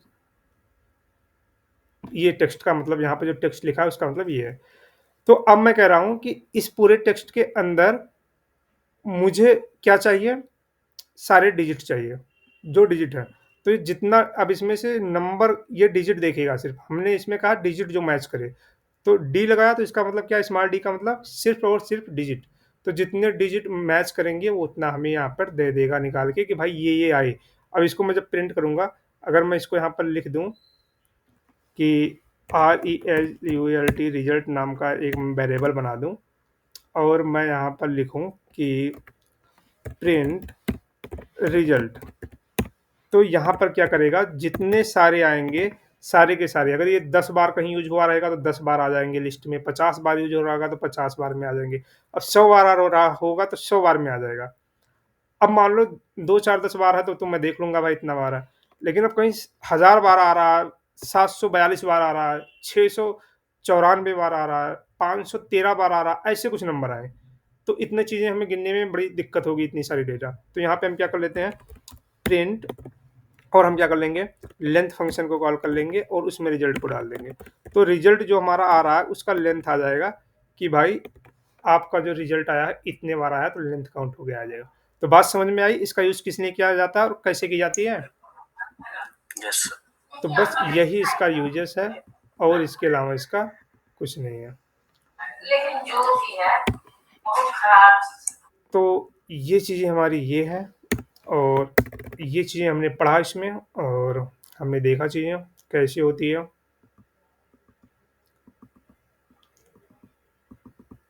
और भाई पूरे कॉपी हो जाओ।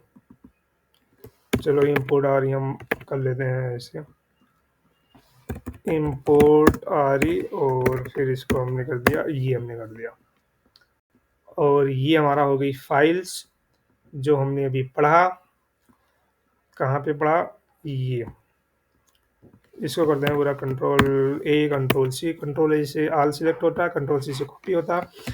हमारा क्या था, रेगुलर एक्सप्रेशन का एक फोल्डर होगा, उस फोल्डर के अंदर हमारा बनेगा RE रेगुलर EXP नाम का एक .py नाम का एक फाइल, और उसके अंदर हमारा होगा कोड। और ये सारे कोड मैं कल चेक करूंगा स्क्रीन शेयर करा के, तुम लिखते एक भी नहीं हो। सारे हमने कोड दे दिया, यहाँ पर देखो। अब जैसे हमने कैसे ये फोल्डर हमने कैसे बनाया था, अभी बताया था ना। यस यस इसको भी लिख के देता हूँ, यहाँ पर देता हूँ for create, command for create, ये मैं लिख के देता हूँ, command for create new folder. तो ये क्या होता है, MKDIR, और यहाँ पे क्या होता है, folder name, folder name.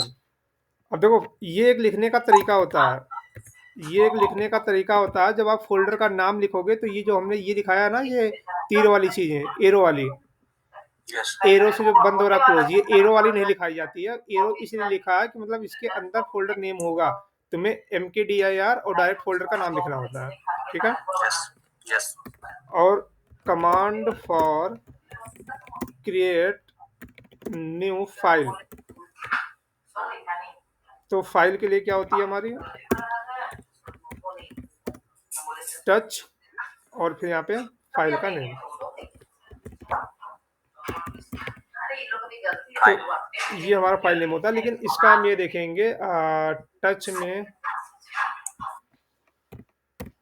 Touch is Linux command. ये लाइनेक्स का होता है, Linux command for create new file. सारी चीज़ें याद नहीं रहती है, देखना पड़ता है। तो अब मैं देखना चाहूँगा कि विंडोज़ का क्या होता है, कि वो विंडोज़ का भी दे देगा। Yes the touch command is और लाइनेक्स का शायद ये अभी लिख के दे कहीं पे। तो टच और लाइनेक्स का इसने नहीं दिया। And what is Windows command, ये विंडोज़ का भी देखो यहाँ पर देगा शायद।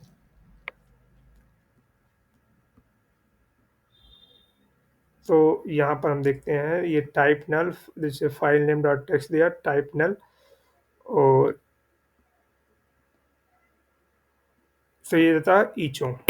तो क्या यूज़ करना होगा हमें, ईचो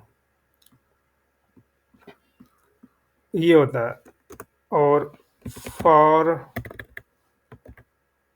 ये होता है लाइनेक्स के लिए, फॉर लाइनेक्स। और यही चीज़ें हम करेंगे पूरा कॉपी और यहाँ करेंगे पेस्ट और यहाँ लिखेंगे फॉर विंडोज़। फॉर विंडोज़ के लिए क्या होता है, विंडो नहीं विंडोज़ भाई, और ये यहाँ पर होगी इको।